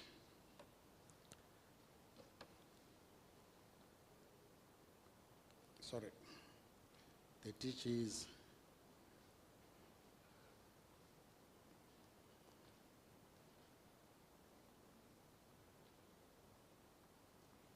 just quickly, thank you. Now, acceptable that low productivity growth in informal SMEs leads to low income generation. It does exacerbate informality and inequality and poor performance, resulting in generational deep poverty, inequality, and exclusion. But the reality of the matter is that it can't all be doom when we can have means to respond. As this particular grouping, BRICS, there are significant opportunities that can derive from our unity. We comprise 41% of total world population, almost half the world population reside in BRICS member states, 24% of world GDP, and more than 16% of world trade. Simply, rational in terms of policy coherence and strategies that we can agree to create an enabling environment conducive for entrepreneurship and sustainable enterprise could see us fully exploiting these intercontinental ties, which have a potential to gain 50% global future GDP within the next 10 years. It's possible. It's how we move forward. We need to adjust our policies and development strategies, but critical, we need to leverage on ILO instruments, including our centenary declaration for the future of work. And in relation to informality, R204, transition from informal to formal economy. On that note? Now, I just want to quickly, DG, 1.5 minutes, please. I'm not gonna go much into this, but emphasis that our fundamental principles and rights at work, which also ensures universal protection and social dialogue, should be or are embedded in our concept of social justice. And I'm sure we all are striving for a social justice environment. I'm not going to touch what fundamental principles and rights are, but we all know, and the presentation will be distributed. But we believe that building on the Global Forum for Human-Centered Recovery, as this collective, focusing coherently on international responses and action, we can meet the ambitions of the ILO Global Call to Action, but more importantly, in relation to social protection, the Global Accelerator on Jobs and Social Protection. In Russia, as this collective, we adopted a strategy for BRICS Economic Partnerships 2025. We committed mutually to benefit from cooperation for the attainment of economic growth and development. So what is our expected outcomes from these two meetings moving towards the ministerial meeting in September? Easy, let's encourage each other in relation to the application of decent work principles to promote productive workplace practices. As South Africa, we are currently collaborating with the ILO and other partners on what we call productivity ecosystem. We are proposing, with your agreement and engagement, that come September, not only do we adopt a ministerial declaration, but agree to establish a collaborative platform for discussing what we would call BRICS productivity ecosystem within the context of the strategy for BRICS Economic Partnership 2025. We already have a framework. Let's put in a vehicle to drive this framework. Lastly, Chair, in pursuit of decent work and emanating from the Durban call to action, we believe that we need to scale up action to accelerate multi-stakeholder efforts to prevent and eliminate child labor. our proposal, colleagues, let's, as BRICS member state, agree to a program of updating each other on the implementation as part of our annual meetings. When we convene in Brazil next year, each country would contribute. This is how we've progressed in this space. This is how we did it, so that we share information, we learn from that, and we can be able then to meet our goals of reaching the outcomes of Durban call to action. Thank you very much. Thank you, teacher.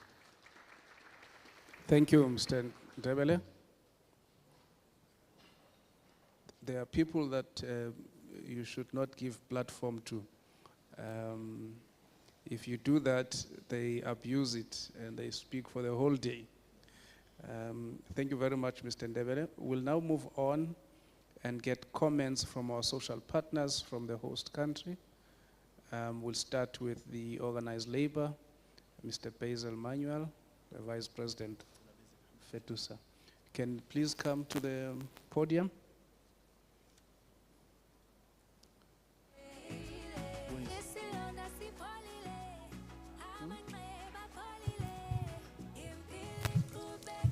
Business rep is ready. Mr. Kaya Moyane can join us. Thanks.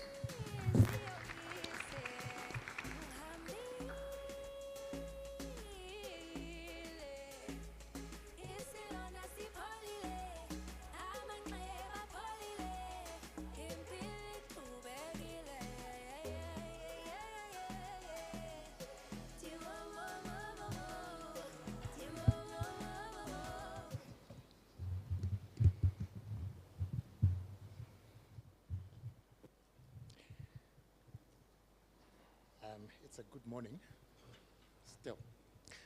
Am I audible enough? I am. Okay, good. I was trying to adjust this mic because I am, as you would have noticed, a little bit endowed in terms of, thank you very much. So, Chair or Program Director, thank you for the opportunity to come and share a few remarks on behalf of the business constituency on this occasion of the BRICS Employment Working Group, and in respect of the priorities that have been outlined. Chair, our country, or our countries, continue to face South Africa in particular continues to face a worsening context characterized by poverty, rising unemployment, rising insecurity, and social instability. I'm not even talking about load shedding or power blackouts that you have all been witnessing of late. These are challenges that cannot be solved or tackled by any one party. We need joint and collective action. Otherwise, we will continue to witness this vicious cycle, unemployment reinforcing poverty. Social transfers, like state grants, while a necessary bridge, they're just not enough, and they are not sustainable. We need to grow our economy. We need a growing tax base. In short, we need the private sector. We need business to play the vital role of creating employment. Although it took a whole century, I am glad that the ILO, and I see Johnny is gone, but it took the ILO all of 100 years to finally recognize the centrality of sustainable enterprises in that historic centenary declaration of 2019. But the ILO declaration alone is not enough. It requires action from our governments and social partners at the national level. So how can our governments help to bring the commitments of the Centenary Declaration to life? This is where policy is critical. Coherent policy I'm talking about. We need governments to see business not as the enemy. We need government policy to recognize and support the role of enterprises in creating jobs. And this calls for a thorough introspection at government level. We need ministries and departments to make policies that do not contradict each other or even hamper the growth objective. For example, we need, in our case, the Ministry of Employment and Labor to work in tandem with our Ministry of Trade and Industry. As things stand, you might be forgiven for thinking that the two departments belong in two different governments because they don't often talk to each other.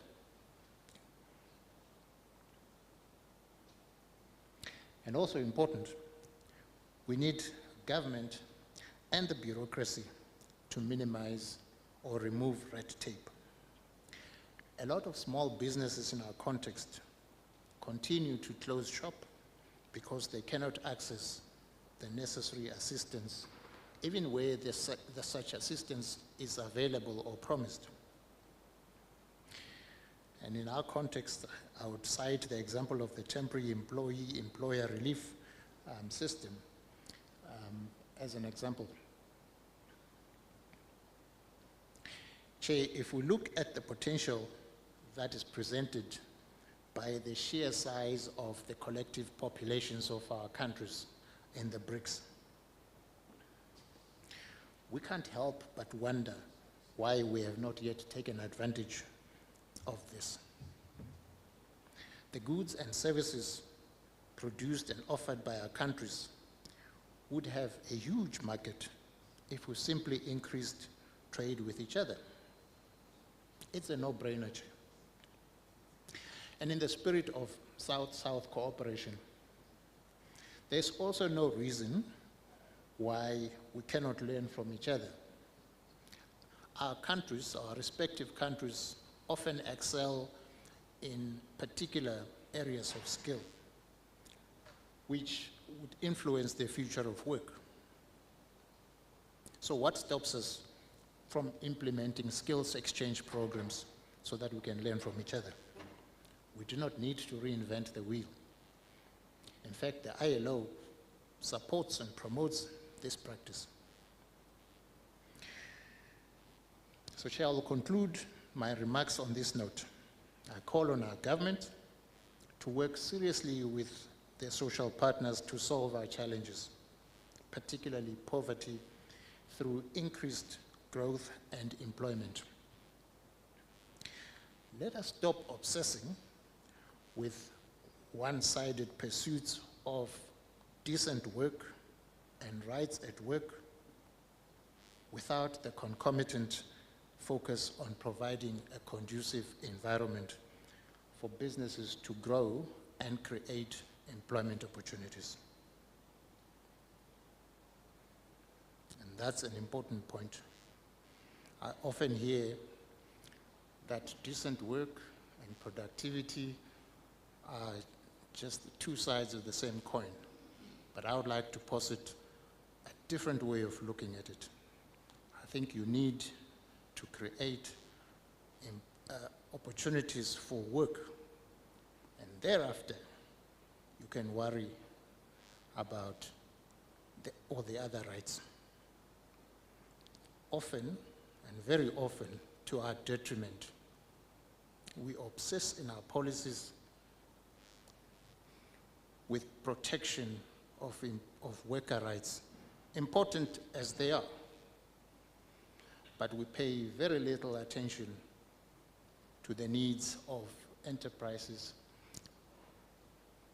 to thrive and create those employment opportunities.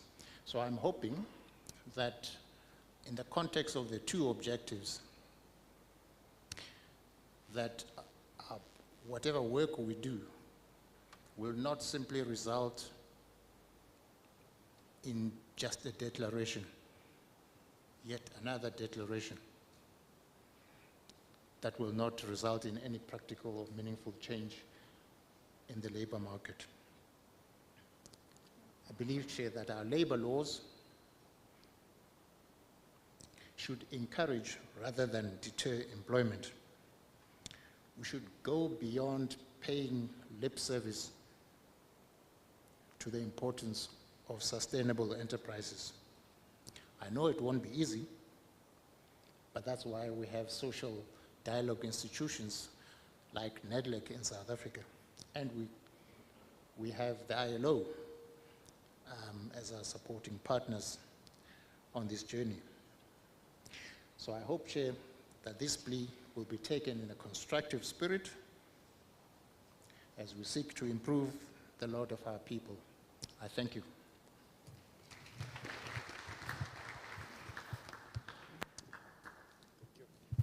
Thank you very much, Mr. Moyane, for that. I am told that organized labor representative is not here, and therefore they will forfeit the opportunity. We can now move on and call upon the BRIC member states to make introductory remarks. We'll have 5 minutes each. So BRICS starts with B. So we'll start with Brazil. Thank you. Over to you, Brazil. Thank you, Mr. Chair. Good morning, good afternoon, ladies and gentlemen, dear colleagues. On behalf of the Brazilian government, I bring the warmest greetings to the participants in this first employment working group of the BRICS. And I'd like to just let you know that since 1st of January, Brazil is under a new administration under the leadership of President Lula, that you all know has been a lifetime labor champion.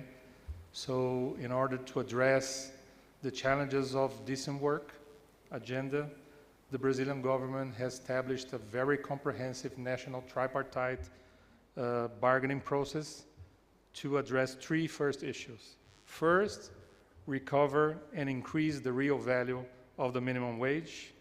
Second, to revise the labor reform made in 2017 that brought very negative impacts to the Brazilian labor market. And third, to regulate platform work, which is a trouble in most of the countries.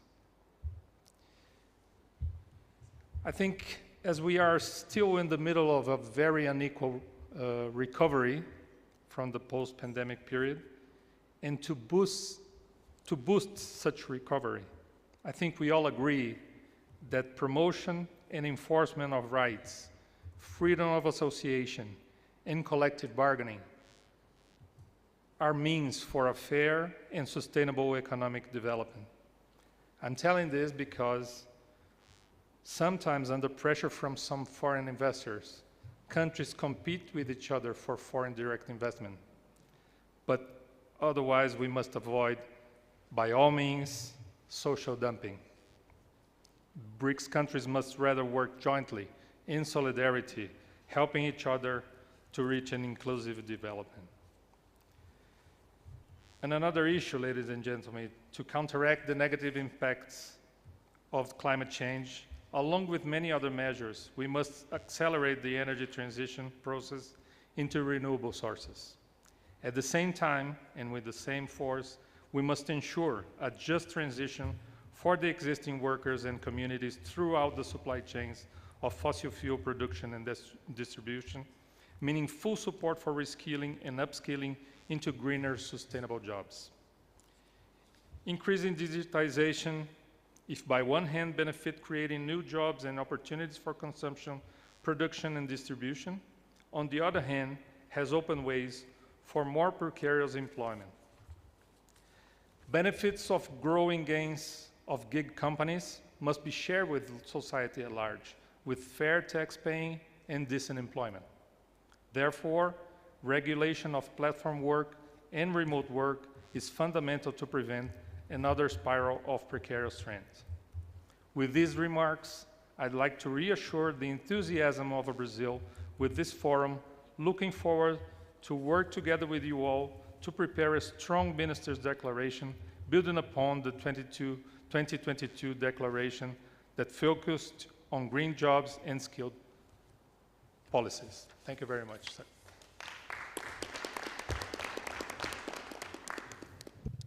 We thank you, Brazil. We're going to move on to Russia. Thank you, Chair. Good afternoon, dear colleagues. First of all, I would like to thank the South Africa's presidency for the hospitality and organization of this meeting. I am glad to greet all colleagues in person. After 3 years of distant working, it is great to resume our face-to-face meetings and discussions of the most important labor market issues. I would also like to thank the representatives of the international organizations and social partners for their interventions. The core issue for this year's discussion under the South African presidency is ensuring decent work, dignity and respect for all. Ensuring decent work, dignity and respect for all is a critical goal in promoting sustainable development and economic growth. It involves creating working conditions that are safe and secure and provide fair pay and benefits. This includes protecting the rights of workers, ensuring non-discrimination in the workplace, and providing access to social protection such as health care and retirement benefits. Decent work is also about providing workers with opportunities for personal and professional development and promoting equal treatment for all. In addition, ensuring dignity and respect in the workplace involves creating a culture of trust and respect where all workers are valued and have the ability to voice their concerns and have them addressed in a fair and transparent manner.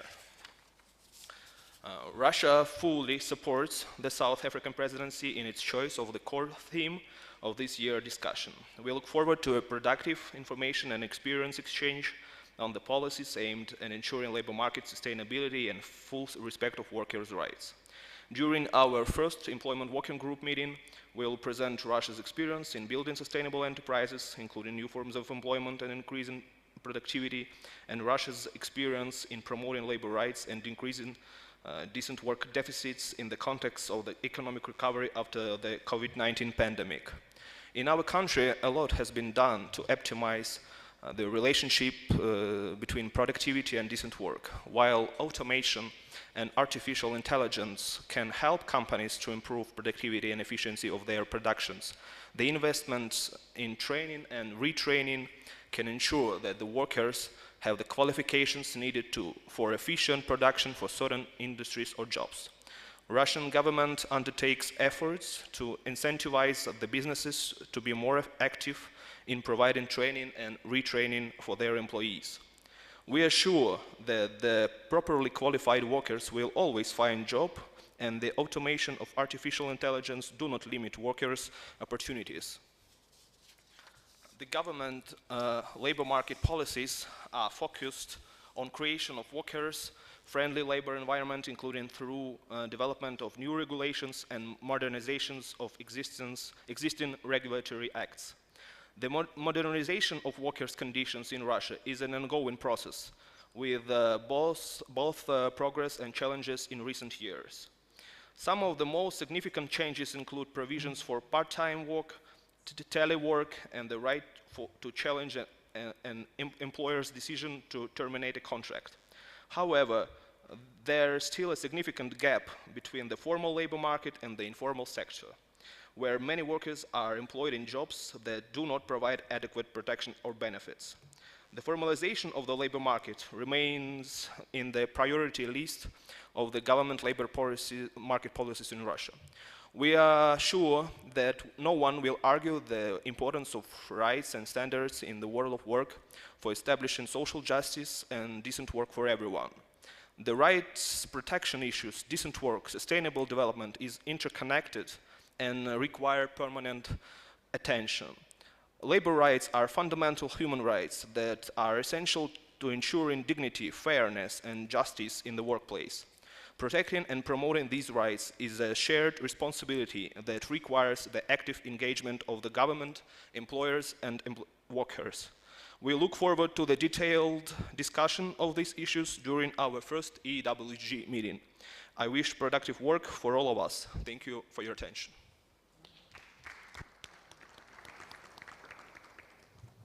Thank you very much, Russia. We'll now move on to India.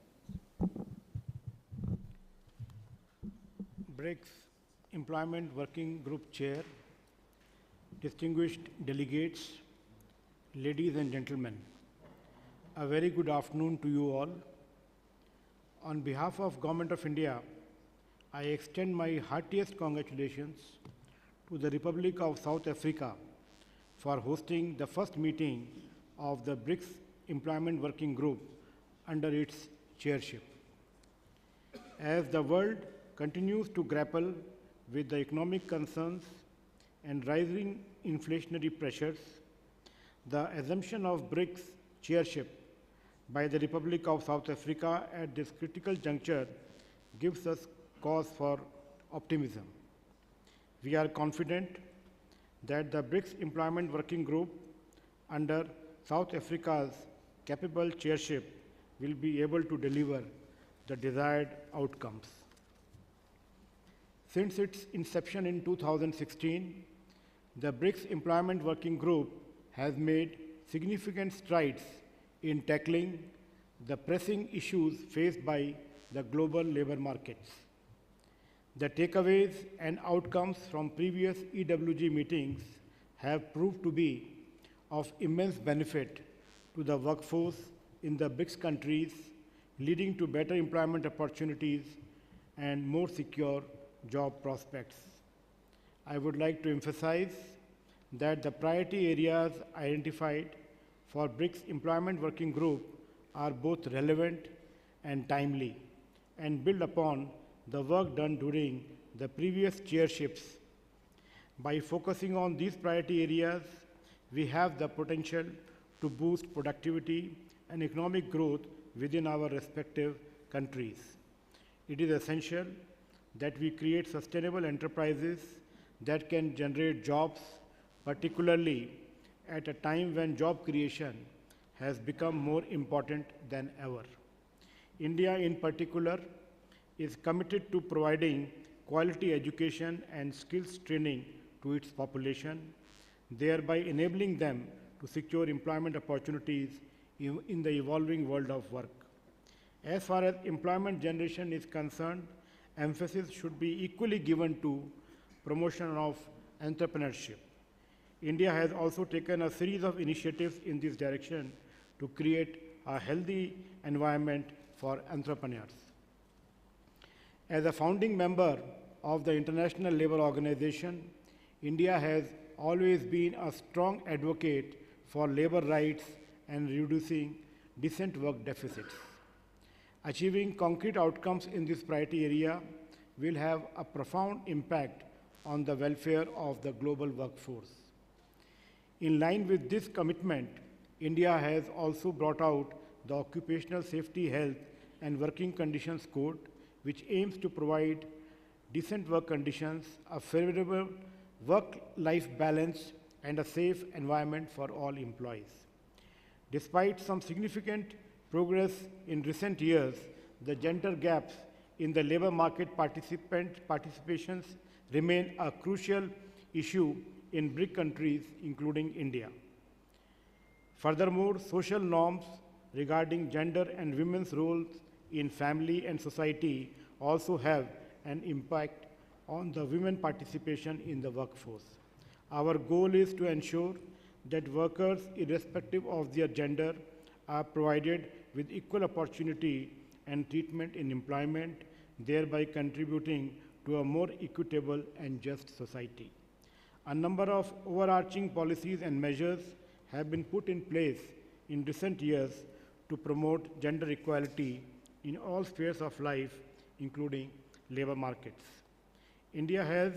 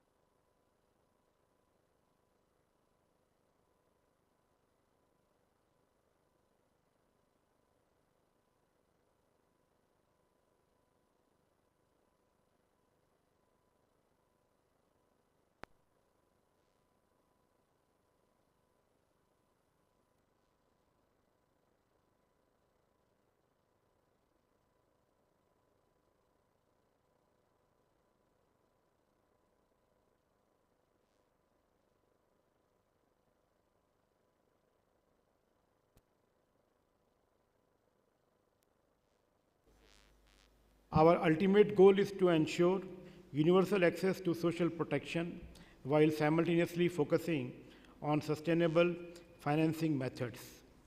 Positive outcomes in this area will help countries in identifying sources to finance the social protection of workforce. In addition, India has been actively engaged in skill development initiatives and continuously strives to identify and address skill gaps in both the formal and informal sectors. The creation of a unified and